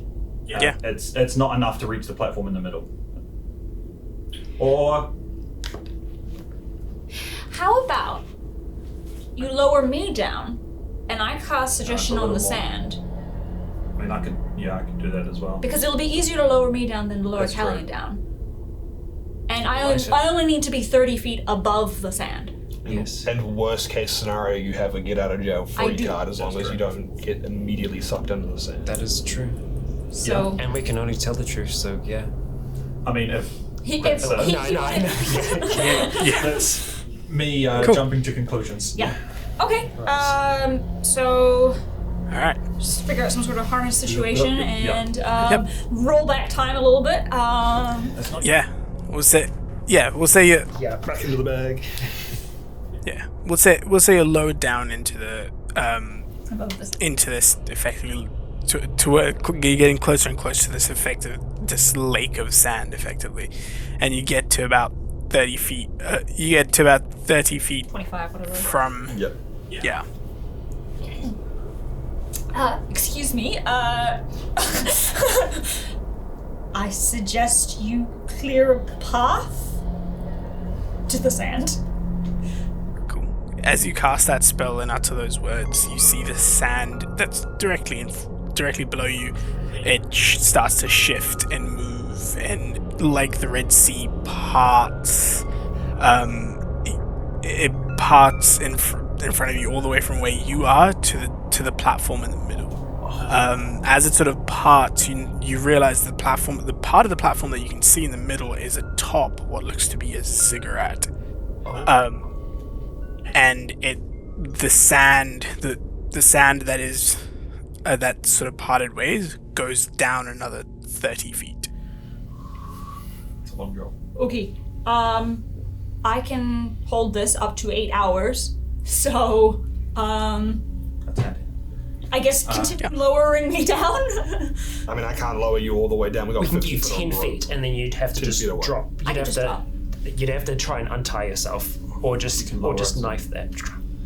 Won't cut the rope. We're all gonna have to take a bit of a drop, I think. Yep. That's Okay, true. well, how about... Oh, no, we need somebody to lower. You can jump, you're no problem, right? I'm sure. Mason should probably take the jump if he's the Yeah. last to go. If you're Yeah. comfortable with that. Yeah. Or you could just climb down the rope. Oh, no, we don't have anything to attach it to. Never Mason is mind. type. Okay. Climb down the rope attached to myself. That's Looney Tunes physics. Jump off. Right, yeah. Climb down the rope as it's just streaming up above me Okay. as I'm falling. This is gonna be difficult.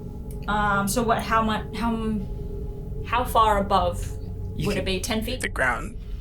So you're How far is the sand So- below? You said 30 feet down? Or 30 feet down. So it's 30 feet. the bottom? I don't know if I can do that. It's only 46. You'll be fine. All right. Heavy ground shot. To make things a little bit more simpler, you'll see Hessel's jaw kind of disconnect, and just these mandibles just pop out of his mouth. I'm going to cast Polymorph to turn into the giant Yep. spider that I was last time, and just his ribs split apart and become these kind of skeletal limbs I'm glad I that can't stretch see out this. from him. I'm glad I'm down here. He would be screaming, but he's okay with this. He will turn into a giant spider and then just kind of look at the others and then kind of scurry down along the side to where Ophelia is Oh yeah, swing me. to try and get her onto the spider and And then effectively untie. down. Yeah. I'll say as Spider Hessel, you're able to bring everyone down onto the ground safely. Hell yeah. Without. I'm not very smart right now. It's okay. I'm really not, but I think I'm smart enough to understand what my initial purpose was, and you guys can shout at the spider. I think also if I fell that amount of distance, even if I could take the damage, it would probably break. Well, it might break suggestion. Is So it a concentration spell? it is. Actually, I don't feel like it is. No, it's not. It's just, yeah, you It's not, can't. it's No, just- it just lasts for Until it- 8 hours. nice. Or until it completes the suggestion. Yes. I will. The suggestion was to hold it open, not. Well, yeah. The intent of the suggestion was that you wanted it to be you wanted safe passage, yeah, which is fine.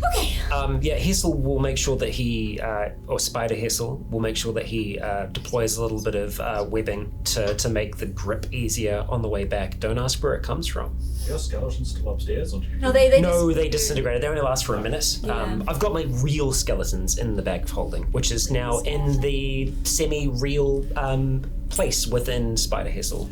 Maybe that's where the web comes from. Yep. Parts of real skeleton. Cool. You all managed to get down onto the ground and start to make your way up to this ziggurat that you see in front of you. Yep. if we're still within a mile, I'd probably just give the message, just break free and go home now. I don't think we're coming back this way. just unties And the the rope. rope behind us falls. It's still connected to the stalagmite as well. Oh, true. Well, one of them falls. I was like, there's an easy way to get it back. You get the acknowledgement that he's heading back. You start to you walk up to the edge of the ziggurat, and there are steps leading all the way up to the top from where you are. Climbing up those steps, there's this like eerie silence throughout this area, because your footsteps aren't echoing because of just the sheer amount of sand in this area, and it's just this eerie silence as you walk up to the top of the ziggurat. As you get up to the top and onto the platform itself, as all four of you make it up to the top, the sand behind you starts to shift, and you hear almost like this rush of water as it starts to shift back into place, and settles into that area, smooth again, once again becoming so smooth at the top. This is currently where you are. In front of you're on this platform, and in the middle of it there is this perfectly cubical piece of stone. Let's see if this is the door. Do not jump into anything. No. Just see if this is like a capstone, and I'll throw a charm person at the top of this cube. See if it will give us a way in. Yeah. As soon as you cast Charm Person and effectively will it to give you a way in, as the spell takes effect, you see the stone starts to the cube starts to break and shift and transform into what looks to be a chalice. A large, almost like bird bath. A bowl. A big bird bath in the middle of this thing. And as soon as that happens, you hear the sand start to shift and move around you. And from those, to where you look up and where you came from, those 4 holes, you now notice there's 4 more on each of the sort of almost cardinal directions where you are, and you start to see sand start pouring through, and as it does, the sand around you, around this platform, you see something move within it. You see what looks to be almost like you see a hand made of sand reach out, grab onto the platform, another one, and it seems to just pull itself up. You see this humanoid figure made purely of sand crawl its way out, and as it starts to do that, you see others, seemingly hundreds around you, start to crawl up out of the sand, and that's where we'll take the next break. All right, so you have Callan. You have just cast a charm person on the sort of central block that was in front of you, and upon casting that spell, it seemed to have shifted into the form of a chalice. So what you're seeing in front of you on the board here, you guys are all on this 60 foot by 60 foot platform at what seems to be the top of this ziggurat, surrounded by it. So on the board here, the water around the platform represents sand, and you see hundreds of these humanoids of sand effectively forming and crawling their way out of this sort of effectively lake of sand around you. The water on the outside of this platform represents that sand. You're also seeing from the tunnels that you came in from that there seems to be more sand now starting to pour into this room. Similarly, there are three other sets of 4 tunnels on effectively what would be the cardinal directions of this room, where sand is now pouring into this room from. So just to mechanically how this encounter is going to run, because there are hundreds of these things coming at you, that I'm going to treat them as they swarm this platform as so difficult terrain to move around, because there's going to be hundreds of these things clawing at you and attacking you. And then on initiative 20, the horde moves effectively. All right, so with that, we've rolled initiative, and at the top of initiative, it is Callan as this horde starts to move. It starts to sort of effectively rush you from all sides. What are you doing? A couple questions first. Yes. Big stone chalice empty? Yes, it is empty. Any markings on it that I can see? No, not that you can see. Just just the symbol that's on your medallion. That is on the chalice. And does it kind of look like chalice that the gnome I met in Thompson had? Or just the fact not it's really. chalice? It's a chalice. Okay. I'll still stick with my original thought. I want to empty a porter skin in it. Yeah, you move up to it, and so that's 5. Yeah, that's 5 feet of movement. And you object interaction, play a water skin, and empty it into the chalice. The water pours into it and stays there. Nothing happens. And drop the pendant into that. Cool. Yep. As part of that same free object interaction, you drop the pendant into it. The pendant hits the water. It is still humming and vibrating, so you can see the ripples of it on the surface of the water, but otherwise no immediate effect. Alright. Then, if that's all just object interaction,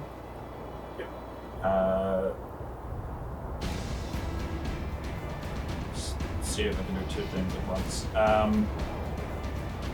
Now I'll cast Zone of Truth at the point of the chalice and see if the magic kicks anything off. Yeah, you cast Zone of Truth in that sort of area of the chalice, and it expands from there. 20 feet, is it? 15-foot radius. 15-foot radius. There's a side benefit of maybe it does something with minion. Yes, true. So Really? There. So probably cast it like, I don't know if it's... come on, there we go. A sphere or is it a cylinder? That Because it usually says shape. That's a good question. Either way, I don't think it hits us. The widest part is still. Radius sphere. Yeah. Okay. So it's got you and We can leave the that there. chalice inside of it. Yeah. So Callan, make a charisma save or choose to fail. It's up to you. Yeah, I'll just choose to fail. Tell us your social security number now. All right. So as you fail and fall under the effects of the Zone of Truth spell, you notice that within this horde that's coming towards you, one of these humanoids that has just gotten onto the platform seems to be glowing. Like there's a faint shimmer around it. And as you look at it and effectively look at where its face would be, you see it starts to grow in size, bigger than the rest of this horde. And I will put that onto the board. I don't have an actual creature that looks like what this thing's supposed to look like, so I'm just going to use that as a representative of... So that's a big sandy guy. So, yeah, I don't have a sandcastle. I think that guy's important. Yeah. Cool. That's his turn? Maybe you should change mine. And use my bonus action to do harness divine power, channel divinity, just to restore that spell slot speed. Cool. That's fine. Alright, that's your turn. Right, on initiative count 20, the horde moves, so it's going to... the horde's going to make 3 attacks. So one on each of you guys, so one on Callan, one on Mason, and one on the giant spider. Nice. So that's a 10 to hit. Oh. On giant spider, it is a 22 to hit. That hits the giant spider. Cool. I'll get to damage in a second. And on Mason, it is 24 to hit. That hits. So, giant spider, you take 16 points of bludgeoning damage. 16-point bludgeoning. And Mason, you take 18 points of bludgeoning damage. As this horde of creatures swarms around you, effectively going after and attempting to attack you. Hessel, you see in your spider form a couple of these things on either side come up to you, grab onto your legs and start to pull, while the others start to beat down on your spidery flesh. And Mason, you're just swarmed from all sides as these things just batter away at you, like individually. Did you roll a 1? Like, I'm not a spider anymore. okay, That one so on my concentration. let's give Switch out. let's give permissions to that. It did eat that damage for you, which is nice. Yeah, that's true. You're still full health. Cool. So you take damage as these things start to pull at the spider's feet, and you hit the ground, knocking your swaying your concentration. You revert back to your original form, and these things are still clutching onto you and trying to attack. Like, each of these individually don't like pack a massive punch, but as a collective, you find yourself pretty bruised and battered from that attack. Cool. All right. Next up is this creature. It's going to move. Get in the chalice. Don't turn. It's gonna move 10, 20. What's its movement? Callans. That's as far as it goes. 20 feet, and then it makes. Oh no! It doesn't have reach. It can Yes, so it is going to dash. It's going to dash and get to Yes. 10, right? So it's To use all my movement. Oh, it's difficult terrain, isn't it? Yeah. For us, yeah. for you guys, yeah. Yeah. Cool. Yeah, this thing seems to just sort of glide through it. Like as it starts to move towards you, the rest of the horde seems to almost part to let it pass, and it comes to there, and it's gonna end its turn there. Cool. It's now Hessel. Sweet. So, hey, quick question. These all look like Yep. sand guys, right? They do. Okay, cool. I don't have a huge amount of movement, but what I'm going to try to do is get as close as I can to Ophelia, like kind of in between, like just past Ophelia. I've got 15 feet of movement with difficult terrain. So you got 5, 10, 15. Just the other side of Ophelia, if that's possible. Cool. Yep, that's fine. And then, so to the southwest, so kind of like the bottom side of this, what I'm going to attempt to do is put up a wall of water to protect us from that flank. Okay. Cool. So that is going to be 10 feet high. It's only a foot thick, but I'm still hoping it'll get them wet. Also eats a bunch of movement when they try and walk through. 20 feet in diameter. I could get that around us, right? 20 feet in diameter? It would be pretty close. It'd be pretty close. I think just closing off one side is good. Yeah. Okay, I'll just do the side. So effectively, I'll try and cut off one avenue Western of attack. side. Yeah. So effectively, the southwestern side. Cool. Here's what I'm gonna do. How long can you make it? I can make it 30 feet long. So you making it 30 feet long? Yes. Okay, cool. So that wall of water springs forth from the ground, and you see the creatures that get the part of the mob effectively that gets caught in it immediately sort of almost dissolves, turning it into very muddy, almost like a wall of mud kind of thing. So now you can't see through the wall of water. Yeah, exactly. Now you can't see through the wall of Brilliant. water. Don't know if that's good for us or not. Hey, we'll see, or we won't see. That's Hessel's turn. That's my action. Cool. No bonus action for me. All right. Next up is Ophelia. And do another wall of water. You could just cover off more of the area. That is true. It's Yeah. honestly not a bad idea. When Callan put the thing in the thing, it didn't really seem to do anything. Thing in the thing. Thing. Although the only thing is that wouldn't necessarily be a wall of water. It'd have to be a wall of ice, right? Because it has to be Wall of elemental damage, huh? Yeah.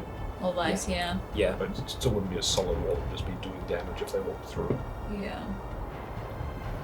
Which Unless you might have the wall of water spell. No, I don't. I have wall of fire, and then I can transmute spell. So nothing happened when Callan put the thing in the thing. But Callan did point out the big guy that was coming towards us. I want to go for the big guy. Is this face still glowing, by the way, for me? It's effectively it is still glowing because you're still under the influence of your spell. Yeah. Okay. If I was to do a cone, would I miss Mason and Callie? How big is the cone? Both of us. Yeah, cone. You could probably hit either me. Oh no, that's a big one. Never mind, not that one. You could either hit me or Hessel and Callie. Yeah. If it's a dexterity one, you're probably fine. I'm just going to do. Well, because I Depends on have the a diameter of the 15. cone. Is a 15-foot diameter thing from me? 15-foot diameter. It's a spell. 15-foot. 15-foot cone. Sorry, 15-foot cone. Okay. from me. That's Hessel. That's Hessel. That's Oh, sorry. Be My bad. from a point on your thing, you can't not hit. Because that's only I mean, giving, theoretically, it's not because hitting there is that's a only giving length, not width, though. It doesn't have the full 15. Well, but it would point. It was as a cone. No, here it is. Oh right. I mean, So it's that. So 45, I believe, is what it is. So that's You'll still hit Mason. would If I. it's dexterity, you can get away with it. If it's a Yeah. dexterity save. So that's your cone, effectively. Basically, I was planning on just doing burning hands and transmuting it, but maybe I'll just do a zap instead. You know what I'll do is I will do a lightning bolt, because that won't hit anyone else. It might hit some ones behind him, the big bitch. Yeah, that's true. It'll shoot out off of but- that thing. I'm just trying to decide what element to do, or Just do lightning. Lightning's fine. yeah, I'll just Yeah. do lightning. So You don't have to lightning- use a sorcery point that way. lightning bolt straight through. Cool. You. So she just goes. You utter the you utter the incantation, and you feel the sort of. You also smell the ozone in the air for a second, and there's this massive crack of lightning that shoots through, hits this creature, and it's seemingly unaffected by it. Cool. I knew that was a possibility. You could quick and spell a cantrip, huh? Yeah, I'm gonna quick and spell. Mm-hmm. And I am going to do Ray of Frost at it. Cool. What? I just had a thought as well. As that creature came past the chalice, it also has to make a charisma save Oh, Ah, okay. as it enters Well, you the do zone. that first. zone of truth. Yeah. Yes, it is within the zone of truth. Charisma save. What's charisma like? This pile of sand. Also,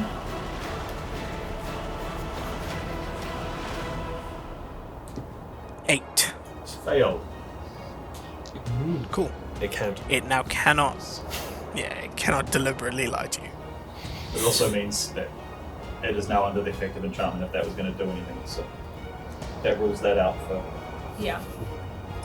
Yep. Okay, well then I'm just gonna Ray of Frost at it. Cool. Yep. Cool. Just ruling things out. It's a good method. Cool. You cast Ray of Frost. Roll to 24. hit. 24 hits. And then that would be 8 damage. Noise. And its speed is reduced by 10 feet until the start of my next turn. Nice. Sweet. Cool. It can't Yeah, run away. sorry, what was the total damage? 5 plus 3, 8. 8. Yeah, you fire off this this beam of ice at it. It hits the creature. You see it sort of freeze over parts of, like a chunk of it freezes over, but just the swirling nature of the sand seems to almost swallow it away. It does damage, but it doesn't seem to do as much as you expected it to do. No to lightning and ice. No, it's a maybe. It's a maybe to- Maybe to. Yeah, so it's resistant to cold damage. Whereas lightning, it's Lightning immune. just did nothing. It's immune to cold. Okay. And then I'm gonna stay where I am because there's stuff behind me also. So, yeah. Cool. Okay, that's me. All right. Next, Mason. I am going to swing around to this guy to be flanking with Callan. Yes. Yep. We got enough movement. It doesn't really matter that much. And then with my action, I'm going to draw my sword and make one attack with the sword, the long sword at it. Actually, I guess it doesn't really matter that much. Yeah, we'll make one attack with the long sword at it. With advantage. That's quite good. That's 27 to hit. That hits. So that will be 1d10 plus 5. That is 13 points of magical slashing damage. 13 points of damage. Yeah, you swing your sword out and you manage to slice through and knock a whole bunch of the sand, away. Like as you swipe at it, and some of the sand falls away. Just for a brief instant before the sand sort of reforms around this wound. You can see something seemingly metallic at the core of this being. Alright, so as I'm making that sort of slash across, I'm going to bring around a like a roundhouse kick into it with the second attack on my action, making it an unarmed strike. Yeah, go for it. Yeah. That will be 26 to hit, That'll hit.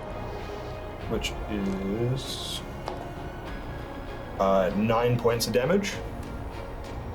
9 points of damage. Yep. Cool. Yeah, Magical bludgeoning damage. Yep, that's cool. Yeah, as you swing again, more of the sand gets just kicked off into the air, and again, for a very brief moment, you revealed something metallic within it before the sand takes it. Cool. That will activate my agile parry, increasing my AC until the start of my next turn, and with my bonus action, I will think about the dark, crushing feeling of being buried by sand and relate it to the dark, crushing feeling of being in the void, in the darkness, and I will go into a rage. Cool. You are now raging. Hell yeah. Sweet. Yeah. That is your turn, and with that, we come back to the top of the round. Callan.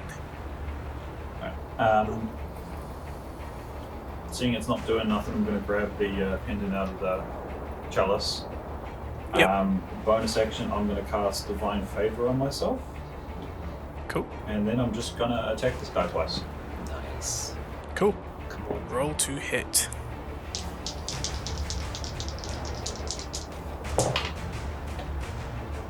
Yes, not great. That is a 16 for the first hit, That hits. and the second hit is considerably more. Yep, that also hits. Do you want me to break off non-magical weapon damage from the No. No, not necessary. 19 damage total? Cool. 19 damage total. Awesome. Yeah. As you swing twice, cleaving away more of this more of the sand that makes up this creature, you can now you seem to have wounded it pretty badly. You can see some of the sand. It's just about holding its form. And you can see that there is some sort of a metallic core to this creature. That seeing as you're still under the effects of that enchantment spell, you can see is what's glowing and giving off the aura that you originally noticed. We need that core. I think that needs to go in the chalice. Cool. Yep, that's my turn. All right, that's your turn. It's now the horde that surrounds you. I mean, the horde's still there. They're coming from all sides, so the wall of water sort of helps, but it's not really making a huge dent in this. It might direct some of the attacks to come more from the front side, so they're less like attacking Ophelia in the back sort of thing. Exactly. Oh no, it's the whole horde. All of you roll a Constitution saving throw. Alright, here we go. Everyone's within the distance for the Callan. plus. No. Sorry. What's no, the range? It's apologies. 10 feet from me. Apologies, not Constitution save. This is a Strength save. Yeah. I'm It's- close enough, So right? Hessel is that not. creature's large, so Mason's not. So just Hessel at the moment. That gives me a +3 to my strength save. That's it. Four. Cool. No, No. total Because plus 3. I'm minus You're one. I'm minus one to my strength save. Oh god, Hazel. Okay. 8 for Hessel. 50. Mason succeeds. Also 15. Callan succeeds. Dude. Dose. Yeah, we're not very strong. Dude, listen, I rolled a 4, so two- and I've got a -2. The two wizards. You are these creatures. They all sort of dogpile onto you. They seem to be attempting the same thing with both Mason and Callan as well, but you're able to shrug them off. You buried in sand. We know how to evade this. Yeah. You guys should have done that too. You would have been able to dodge it. So, Ophelia Callan, you are Nope. blinded. Hessel. Ophelia Hessel, you are blinded, restrained, and unable to breathe as these creatures just pile onto you and start effectively burying you with their form. Damn. Yeah. So. Yep. Yeah. Fun. Yeah. So you are currently. That is the situation. You can make at the start of your turns. You can make a strength saving throw to attempt to break free. I mean, you don't have to roll that well. The DC is not super high. It's not as much sand. It's not as much. Yeah. Yeah, it's not as much. Roll better than the number. Yeah. Okay. So after that, it's going to be the creature's turn. Oh, right, yeah. The creature has to go first. It's going to make 2 attacks. One against Callan, one against Mason. It's got a... Spells in that condition. Most spells you need sight though.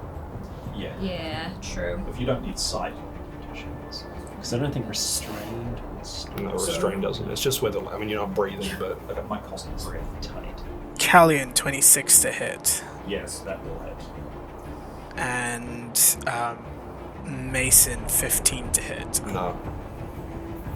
Cool. So Mrs. Mason, but it hits Callan. Cool. So Callan, you take 13 points of bludgeoning damage as this thing swings its arm in your direction and smacks you right across the face. Yeah. And Maintain concentration. and you are as it basses you, you see the sand to start to wrap around your chest. You are grappled at this stage. You are grappled by this creature. Cool. Cool. All right. Yep. Next up is Hessel. Start your turn by making a strength save. Do I have to? If you don't want to try and break free, then you don't have to. Because I might have other ways to break free with magic. I mean, Okay. I mean, it doesn't hurt. You can still try. It's an action. No, it's just a save at the start of your It's turn. not. Oh. It's It's just save a at the save start at of the your start. turn. I'll give it a shot then. I'll no give it a reason shot. not to. Who knows? Hulk out. yeah. It's not exactly a Hulk out. It's not terrible. That'll be 15. Oh, you. That saves. You'll get out. Hey. Yeah. That saves. Yeah. As all the sand starts to almost start getting into your gills for a second, it starts to hurt and itch, and it's frustrating. You just let all that frustration and anger out, sort of He trying to doesn't free feel yourself from this frustration thing. or anger anymore. Yeah. This is true. You don't. I feel pain and I'm annoyed about it. Yeah. You're not annoyed about Yeah. it. I don't know. You're just No, I'm like, not annoyed. I'm just like, Yeah. This is not a nice feeling. Yeah. I don't want No, this no. is a Yes. suboptimal situation. Yeah. in your gills still To- feels terrible, even if you have no emotion. But you can't Yeah. not like it. yeah, here's You all. don't have to like it. You can't. Slows the sand Yeah. out. Yeah, you manage to shrug all of these creatures off you and stand up. So you now have a turn to take. All right. As Hessel kind of like shakes himself off a little bit, you see he starts casting a spell again. Same spell that he cast when we were up on the side, except this time instead of turning into a giant spider, you see his spine elongate and rupture out of his back and become a large tail. You see his head split open and become these mighty big jaws. His arms shrink back and he takes on the form of the familiar creature that we ran into. Hessel turns into a Tyrannosaurus Rex. Ah, yes. Yeah, I've got one of those. Hessel's scales as well are kind of like his normal skin, so he's this strange kind of silvery blue T-Rex with lots of just like sharp bony bits kind of protruding through the skin. Just cause, Fun. yeah. But that's my action, so I'm gonna hang out here as a T-Rex. The more you change Sweet. shapes, the more I'm like, Hansel's going to be the villain, isn't it? What are you talking about? Ophelia, it's your turn. Start of your turn. Make strength save, please. Okay. Good luck. A 0. Oh, nice. I rolled a 2. Yeah, no, you. I rolled a Get 2, so. It's not negative, This- so yeah. it could be worse. Yeah. No, yeah. You're still. Where is it? Blinded, restrained, and unable to breathe. So I can't do anything, I don't believe, because everything is verbal. Oh, well, no, you can do verbal, but you just need sight. You can't breathe. I'm gonna say if you use verbal, you're going to get into suffocation. So, like, you're gonna then have effectively number of rounds equal to your Constitution modifier before you need to breathe. Actually, Thunderstep, I have to be able to see. Fucking, I don't know if there's anything I can do.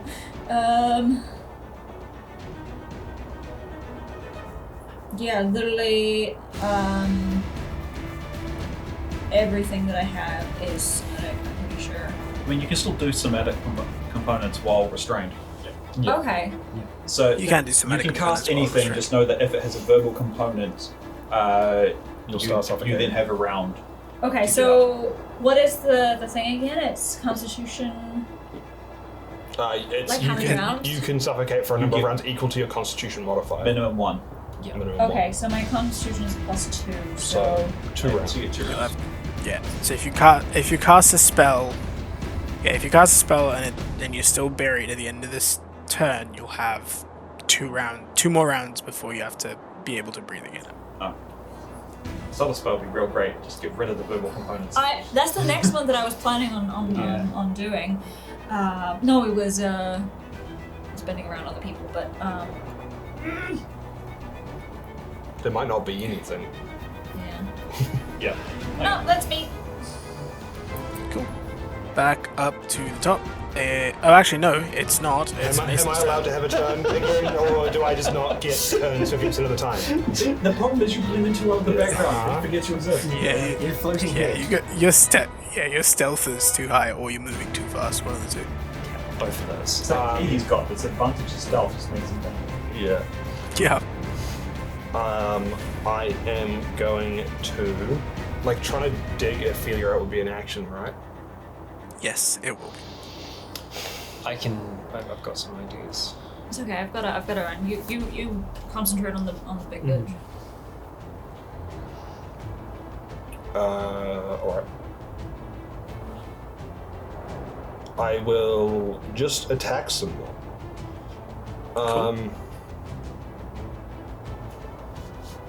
I'm going to attack with my sword once and with my fists again, and I want to try and follow up quite quickly with the second attack to try and maybe just do some damage or dislodge the metal thing on Yeah. the inside. Makes sense. Roll to hit. Still flanking, so that will be a... It's really difficult to read. 21 on the first That. sword attack, Yep. That hits. and a... God, they're awful. 17 on the melee attack. That hits. Cool. So the sword attack is bad number. 6 points of damage, Cool. 6 points damage. and the like quick follow-up like punch into it is better, I think. That is 9 points of damage. Cool. Yeah. As you follow up, so your first swipe, it connects with this metallic core. As you sort of slice through it, you see it sort of dislodge a little bit, and as you follow up with your fist, grabbing that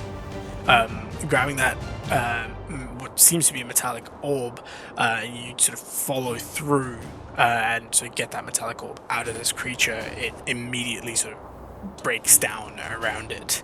So you've killed this thing, but you also have in your hand now what seems to be a polished metal sphere with a with the symbol,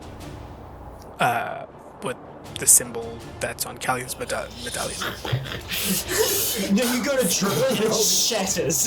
Yeah. Kobe! Spike it. I'm going to bonus action Creature is dead. patient defense with a key point. Yep. So that I stop getting wailed on quite so much. So now I'm very difficult to hit. And I'm going to move. Yep. Where are you moving to? To try and put the orb in the chalice. Cool. 5, 10, 15. Brilliant. Slam done. Make a charisma save. Yeah. Oh yeah. Bad. It's a 4 on the dice. Cannot lie. Cool. You cannot lie. I think the save's more than 10.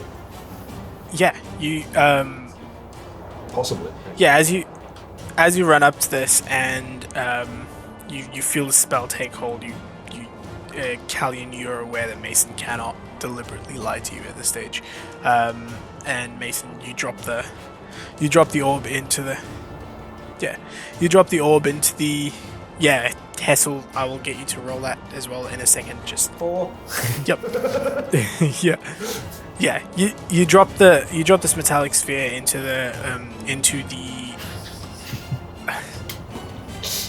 the chalice, and it settles into the center of it. And as it does, you see it sort of pulse, and this sort of bluish white light seems to almost travel down the length of the chalice and pulses through the ground. As it does, you see one of the 4 sets of tunnels that's pouring sand into this room stops. Oh, just one. Oh, great. Only 3 more. Cool. Yeah. Cool. Just Alright, so you're now That's my turn. cool. That is your turn. More, but I've got nowhere to move, so I'll just wait there. Sweet. Turn into a sperm. Hot. Back up to the top of the round. Yeah. Back up to the top of the round. Callan, it's your turn. You are under the effect of a spell, and there is no big guy around. So as you look around, you do notice another one that's coming. That glows, and as it does, it grows into the shape of this other big creature that you recently fought. Conveniently Destroyed. on this side of the platform. Good. Yes. and they come up for Alright. us, so That's convenient. Yeah. So it immediately formed on the edge of the platform. Yeah. So it effectively it's climbing onto the platform. Where it grows and climbs onto the platform, that's where it appears. Alright, in that case, move up to it. Cool. 5, 10. Yep. And immediately try to open up the chest where the core was in the last one. Yeah. Cool. Roll to hit. 19 and a 12. 19 and a 12. The 12 misses. The 19 hits. Attack with my bonus action. For a 20 something. That'll hit. 23 damage total. Nice. 23 damage. Yeah. As you're going to start wailing on this thing's sort of torso area, you start to with every swipe you start to see the sort of sand give way, and you can see that sort of polished metal underneath before the sand sort of engulfs it again. Yeah, cool. 23 points of damage. Anything else? Oh, that's my full round of actions. Cool. It is now the horde's go. You should be in range of one as well. Help you. For Strength saves. save. nice.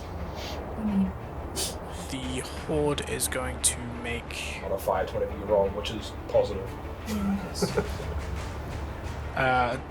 So the horde's going to try and just attack you guys, and it's going to make it makes 3 attacks. The first one is Mason.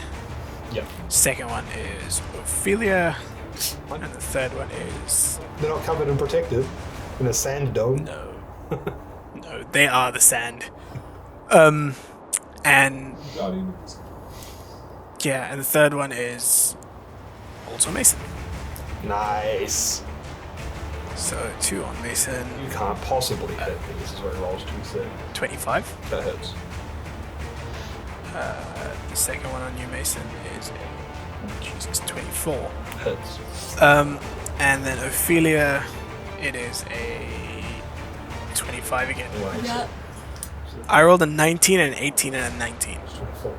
The first one? So 25. So how much damage? Does it matter? So, yeah, those are to hit rolls, so I'm now going to roll damage. Mason, you take, so the first attack does 16 points of bludgeoning damage to you, Mason? Cool. Halved by rage. Yes. The second attack does 10 points of bludgeoning damage, and then half to 5 by rage. Cool. Ophelia, you take 9 points of bludgeoning damage. Cool. Yeah, these things, this horde seems to converge on the two of you. Ophelia, you're already restrained and having trouble breathing as these things sort of almost stomp down on you while you're within that dome. Cool. All right. That's their go. It's now the creature. The creature is going to make 2 attacks against Callan because Callan is in front of it. Yep. So the first one is a nat 1 and it misses. Yep. The second one is a 15 to hit. Nice. Cool. Yeah, it swings twice and you see these attacks coming.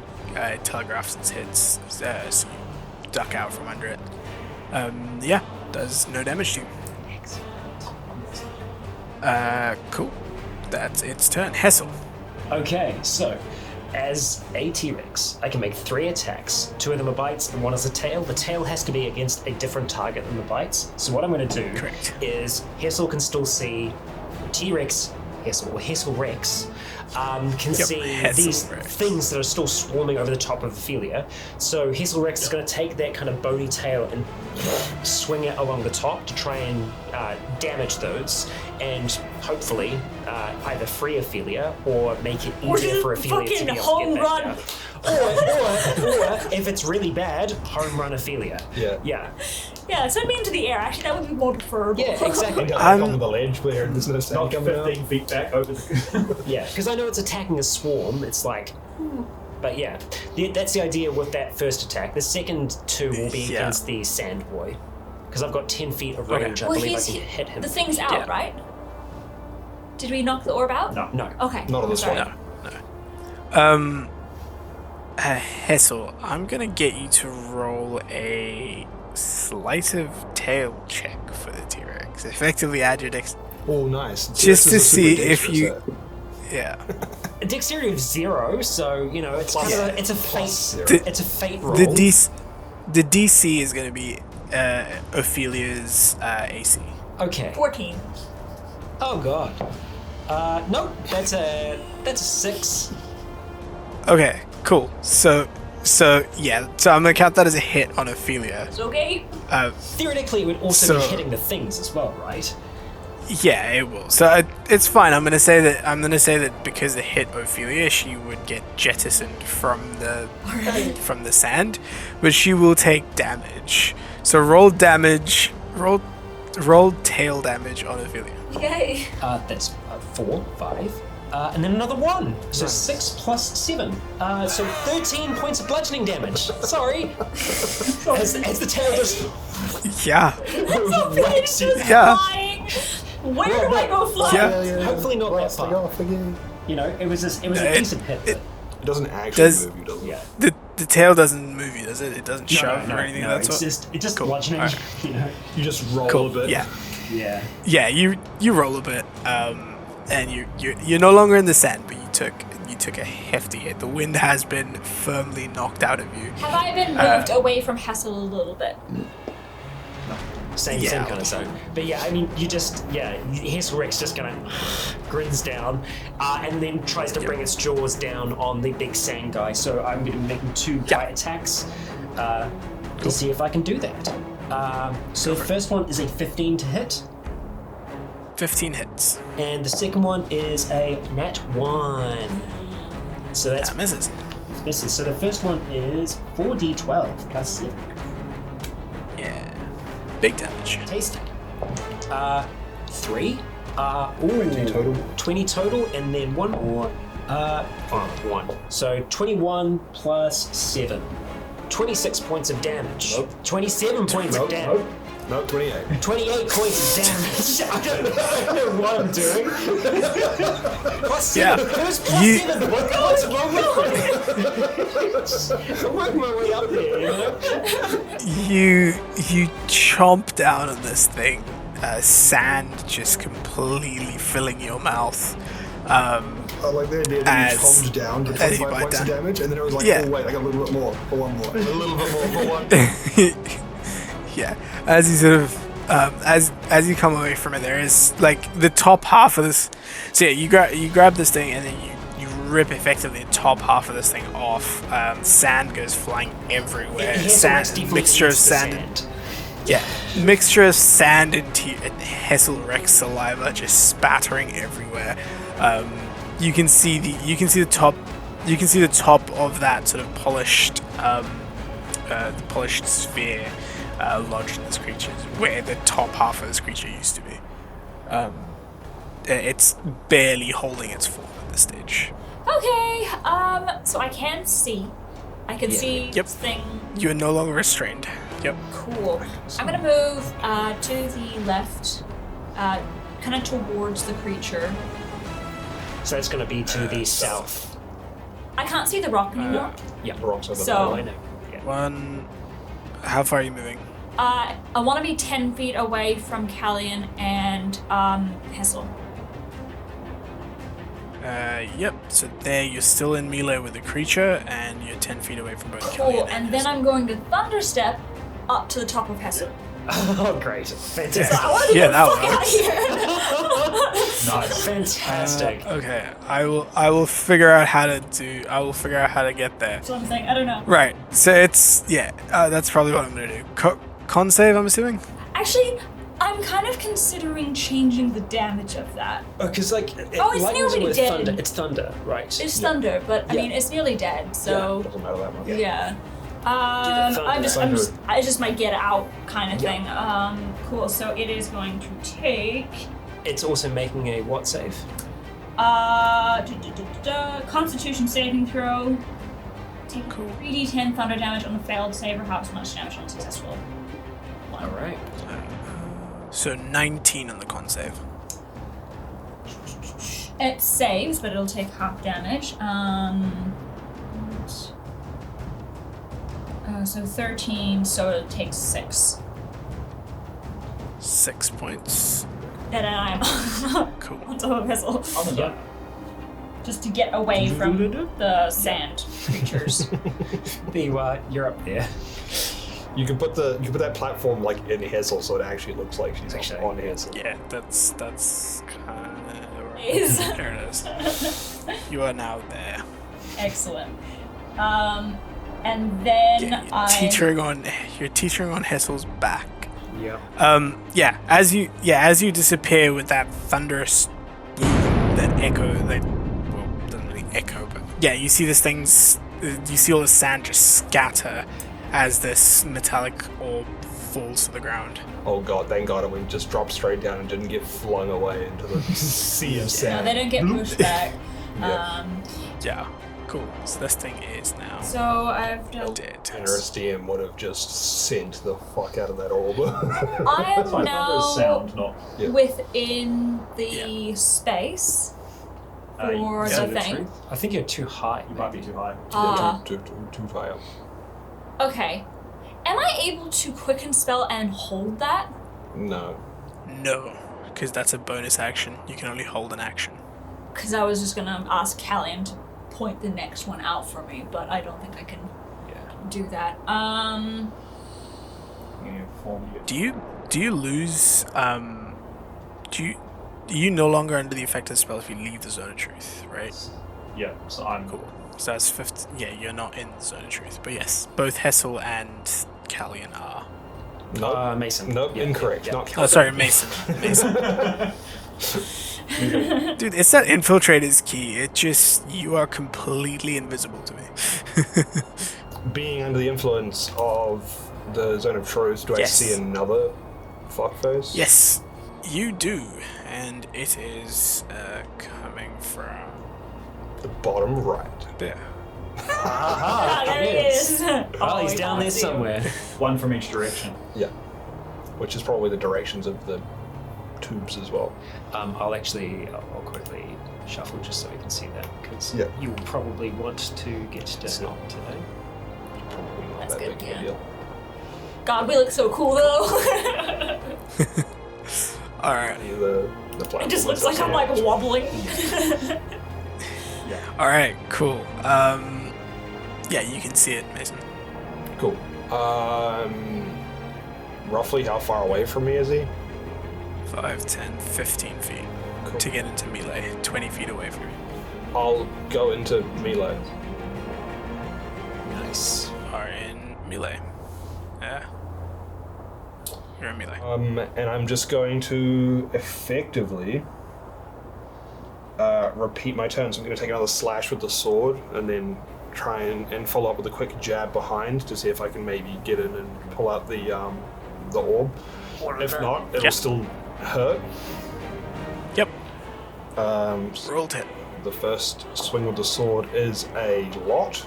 It's a 24. That'll hit. Can you roll a Constitution saving throw for me? He can. Stunning. Yes. That is a 11. Oh, that might actually be a failure. Holy shoot. I never succeeded that. A DC 14. He's stunned. Hey. Holy Yeah, God. he is stunned. Wow, first time in the campaign. Let's Oh my go. God. It might not be, but it feels like it. I have a DC 14, so... Do you auto crit on? Yeah. Oh my No, God. you don't. No, it's on... Paralyzed. Paralyzed. Yeah, he's paralyzed. He's Oh, stunned. it's stunned. Not paralyzed. It's not paralyzed, He is it's stunned. stunned. Yeah, that's just a bump. I wish it was. It's Good though. Yeah, managed to hit. And then the first after that will be a lot to hit. 18 plus Cool. 8. That will also hit. Where's the dice gone? That one. The sword swing will do 9 points of damage, Yep. and the punch will do 9 points of damage. Cool. Total of 18 points of damage. Yeah, you swing your sword, and as you cleave through it, you feel the sword sort of clang against the middle orb inside, and as it does, it seems to almost like stop this creature from moving. And you follow up with that second attack, not able to get all the way through to the center to grab the orb, but dealing a fair chunk of damage. And then with my bonus Yeah. action, I will patient defense again. You are patiently defending. So I am still difficult to hit, even though it doesn't really matter. All right. So we're back up at the top of initiative. It is Callan's turn. I'm gonna pick up an orb. Yeah, the orb is right in front of you. You're able to grab it as a object interaction. No problem. And then I'm gonna go put it in a hole. Dunk it. Yeah. There we go. Perfect. And yeah, you walk back through into the into your zone of truth, and dunk the orb into the chalice, which again settles back in the middle, and another one of those sets of 4 tunnel stops, spewing sand into the arena. I'm assuming that the T-Rex is going to move, so I'm going to swap out to my bow from here, Cool. so I can stay inside the zone. Yep. Stay in the game. And then take my 2 shots from here Cool. against the other guy. Perfect. Roll to hit. Which advantage because he's stunned. Yes. That is a 23 That'll hit. and a 25. Both hit. Oh damn! So that is 28 damage total. Ooh, nice. 28 damage. Nice. Yeah, those 2 arrows just fly through this thing's fly through its torso, and you see more of the sand sort of just slip off. You're uncovering more and more of that that orb in the center. It is badly wounded. Nice. It is now the And then yeah.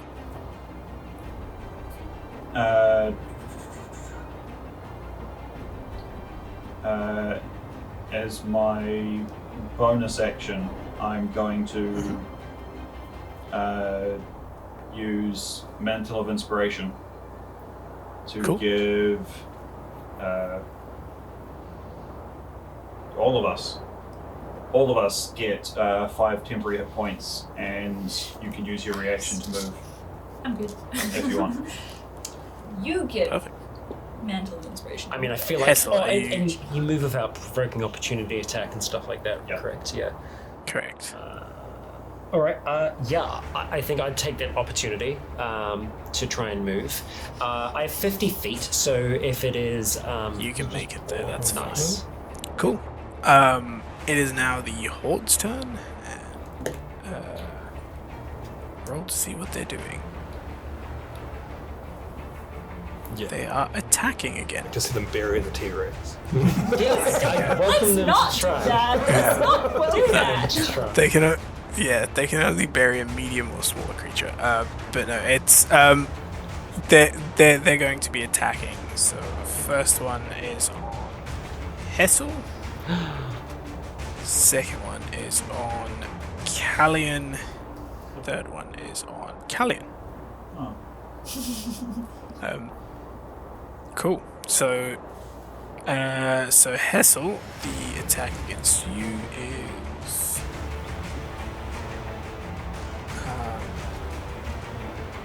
22 to hit. Oh, that'll hit. Cool. Callan, it is 9 Nope. and 11. Oh, I could have done some of them. Just Hessel. As well. I do, but I have to roll concentration, so hopefully I don't. Drop Let's me go. It's got 30 the- feet. the Constitution. Plus 4 con. So Fine. that's 19 points of bludgeoning damage to the T-Rex. 19 Only points gonna make of it 10. Easy. So I have to roll a 6 or On the higher. dice. That's a 4. That's not a 6. So Okay. fucking fails his concentration check. And Okay. I feel it was 4. Ophelia, make a dex save. A death save. Was that intentional? Sorry, how far? that was good though. Listen, I'm really tired. How far do I fall? 15 feet. 15 feet. But you need to make a dex save to see if. Okay, you I are thought you said death save, and I was like, well, excuse me, V. What the fuck? I still have 26 hit points. No, you break your neck. Oh boy. Turn 16. You don't fall prone, but you will take full damage. So that's 3d6, is it? No. No. It's 1d6 per 10 feet. So 1d6. Okay, so 1d6. I mean, You take 3 points of bludgeoning damage as you hit the ground. All right. My 10 points. Thank you, Callan. Cool. It's All right. just trying to shake the sand off. Hazel's like, sorry. Yeah. It's now the creature's turn. The creature is going to go for... Going to be stunned. Oh, it is... Yeah, it is stunned. Never mind. It's going to roll a Constitution save at the end of its turn, right? I believe so. Natural 20. Cool. It's now not stunned. Yep. Cool. Hessel, your turn. Oh boy, I'm not a T-Rex anymore. No, you're not. Oh man. Okay. All right. So, Okay. How? This guy looks pretty hurt. Yeah. Yeah, he looks pretty hurt. It's pretty messed up. Cool. Yep. It was a cool idea. I might just get him to make a wisdom saving throw then. Yep. He will make a wisdom saving throw. Told I'm dead. Yeah. That's an 11. 11. That'll fail. So it's going to be 2d12. Cool. 8 and a 2. So that's 10 total necrotic damage. 10 total. Alright. It this bell goes off, and yeah, you see the sand just sort of almost resonate with the resonant frequency of whatever sound you're making, and it seems to just almost dissolve into the ground. You have killed it. Yay! The dance, just as a clarification, there is no saving throw on their turn for Stunning Strike to be unstunned. Oh, It's just okay. it's just until the end of my next turn. Oh, okay. the end of your next turn. End of my next turn. that's Stunning Strike is the one where you can just So it And is- because Yeah. V doesn't remember when your turn is, it just never ends. Yeah, exactly. Yeah, everything that appears from now on That is is- forever stuff. Yeah. If my turn doesn't Unless finish. you're wizards, and now they try to change it to be the start of your turn, so you don't get to benefit from it. Oh, that's Yep. fun. Right. Cool. All right. So there is now another. Let's see. Where can I Kind of OP for it to like be able to execute the chain. Yeah. It does feel busted. Are you Most just things gonna are make it complex. circle around and then come back the other side of and the like- board? maybe. And like monks don't usually focus that hard onto wisdom either. No. So the save's usually pretty Cool. bullish. All right. Yeah, there is an orb in front of you. Hessel and Mason and Ophelia. Cool. Well, I mean, that was my action. I don't think I'd be Yep. able to get the orb over there with my current speed, so... You can get it closer. You can pass it off to Callan. That's true. I could. I might pick it up then and start to make my way over in the direction of Callan with my hand kind of outstretched with the orb. Sweet. So you've got 5, 10, 15. Yeah. So that either, Mason or Callan could, Yep. So there's 5 feet between you and Callian at the moment. Nice. Yeah. Alright, that's me turn. Cool. And then it is Ophelia. Cool. I can't. Wait, am I within the zone? No, you're not. You are not within the zone. Okay. I would like to hold an action until somebody points out one of the big, or I see one of the bigger Yep. creatures. What action are you holding? A spell. Let's just see. Probably just Ray of Frost. Or can you hold a cantrip? Yeah, as long as it's an Yes. action. Yeah. I mean, I could just fireball it and change it into like ice or something. That's So just fireball and leader each fire. Yeah, because we haven't tried fire against it yet. Okay, I'm gonna hold a fireball because I'm Cool, sick yeah. of this situation. I'm Wait. over it. You're holding firebolt or fireball? Fireball. Fireball. Big Yep. boy. Obviously, I don't want it to be within range of Yeah. us, but I've seen that they've come from the different directions, and I'm like, okay, I can assume that it's probably gonna come from that direction. I'm Ready. ready Ready and for something to waiting point to. out. Yeah, you mutter the incantation, draw draw heat from within the weave, and that pinpoint of orange light forms between your hands, ready for you to release when you see this creature. Cool, that is your turn. It is now Mason.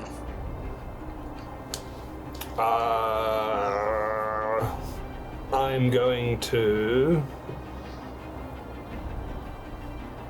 move, because that's like basically all I'm good for. Which way are you moving? I'm going to move to the north side where we're predicting the next thing to come from. Cool. So, I was gonna say, 5, don't get in 10, range of my 15. fireball, but like, 15? Pretty safe. I'll come like one diagonally, like that way, yeah. There? Yeah, because I've got 45 feet West. of movement generally, so Cool. face that way. Alright. So Sweet. half is 22 and a half, rounded up to 25. Cool. Cool. Alright. And then I'll hold my action to attack a big sandy boy if he comes within. Oh, no. Alright. Yeah, I'll just hold my action to attack. yeah, because we don't want to have it drop into the sand, I guess. My rage will fall. Punch the ground. Cool. But that's my action.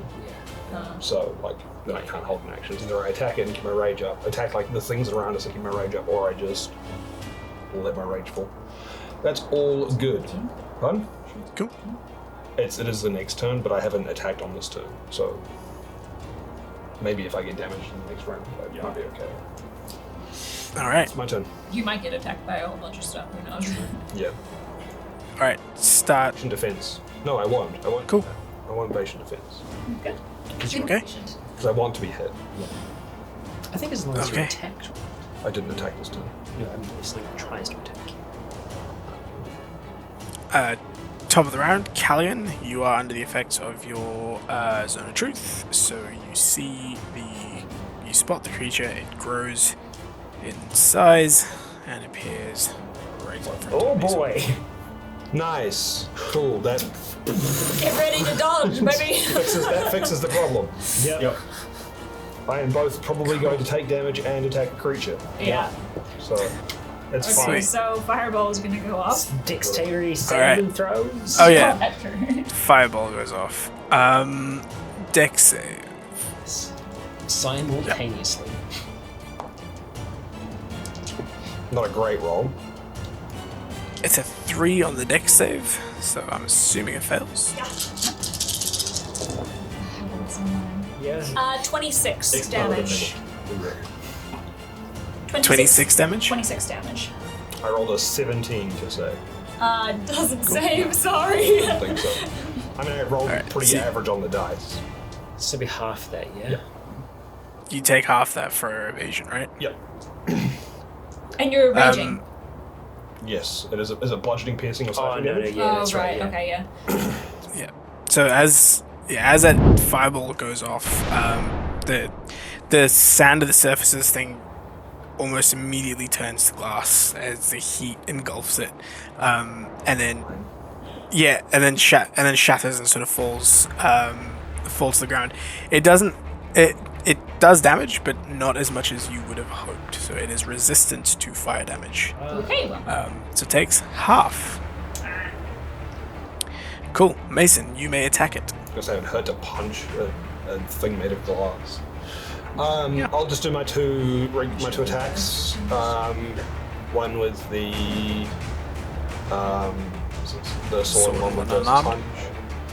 punch. So the first one with the sword is probably going to miss. That's a 12. Yes, that misses. Cool. And then the second follow-up one with the fist, going to hit 18 plus a bunch, 26. Yep, that to hit. is. So that will be a con save from him. Yep. That's a 9. So also stun.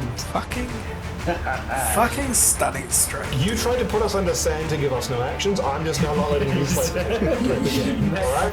Fair. Uno reverse card. Fair. That's 7 points of bludgeoning damage. Fair enough. 7 points? Yeah. Cool. Damn, if I right, had yeah. patient defense, they would have had advantage on that dexterity saving throw as well. All right. Callan, you may now take your turn. Okay. Stunned. Wait. Yeah. What? Well, Oh no, yeah, because it was a. Got it. Ignore me. I was like, Yeah. Oh yeah, because it appeared at the start of my turn. Yeah. Yeah, I mean, if it's stunned, I mean, I'll look at you, I'll say, I'll get it in. Alright.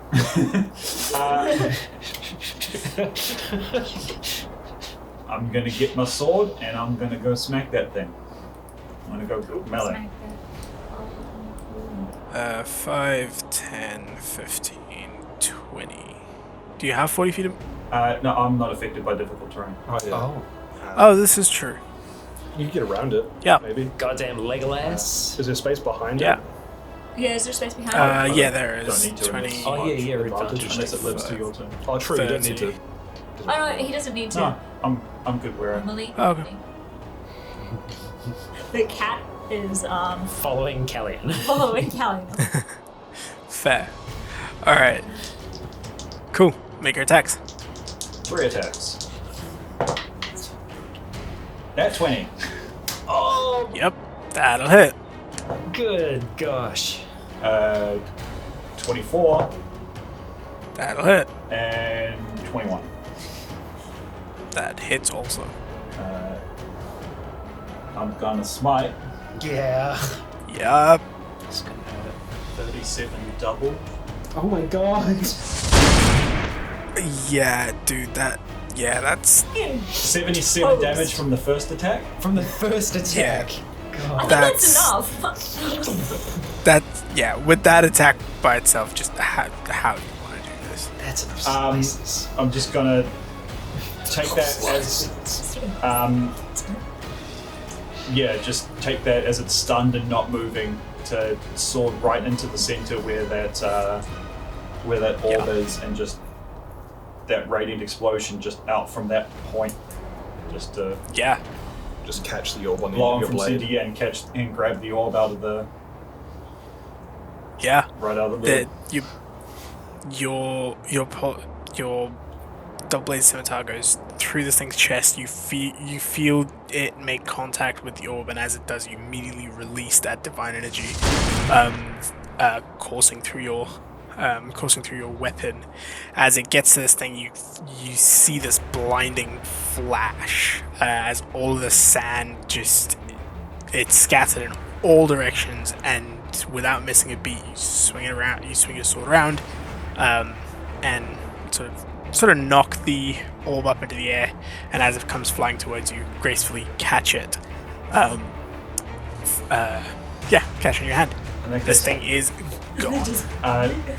Since I didn't need extra attacks, can I use my bonus Yep. action to Mantle of Inspiration again and use my reaction to move my speed back to the chalice? Yes, you can. And everyone else gets re-upped their temporary hit points and can also reaction move. I Does would. it add to the old ones or just? No, No. just tops up. But I will definitely go towards the chalice. And put an orb in it. Yeah. Yep, you put an orb in it, and Can I put both orbs in? Oh, yeah, you can take the one from me. yeah, I'll say you can. It's fine. As both the last two orbs sort of fall into this chalice and settle in the center, there's that same sort of pulse that goes through the ground stops the sand falling from the remaining 2 sets of tunnels, and as it does, all of this horde that is currently around you immediately stops moving and just turns into a pile of sand at your feet. And as that happens, you see the chalice, you hear it shift, the scraping of stone on stone, as it starts to shift down into the ground, until it's flush with the platform itself, and then you see the square, the sort of the 5-foot sort of square around it, sort of keep moving down with it. Eventually, you see lights appear below you. It seems to, as it goes down, you can see it's created a sort of trapdoor down into like 10-foot drop, and then it seems to there seems to be a passageway going out from there towards the north, and that I think is where we'll leave this session and pick up in the next one.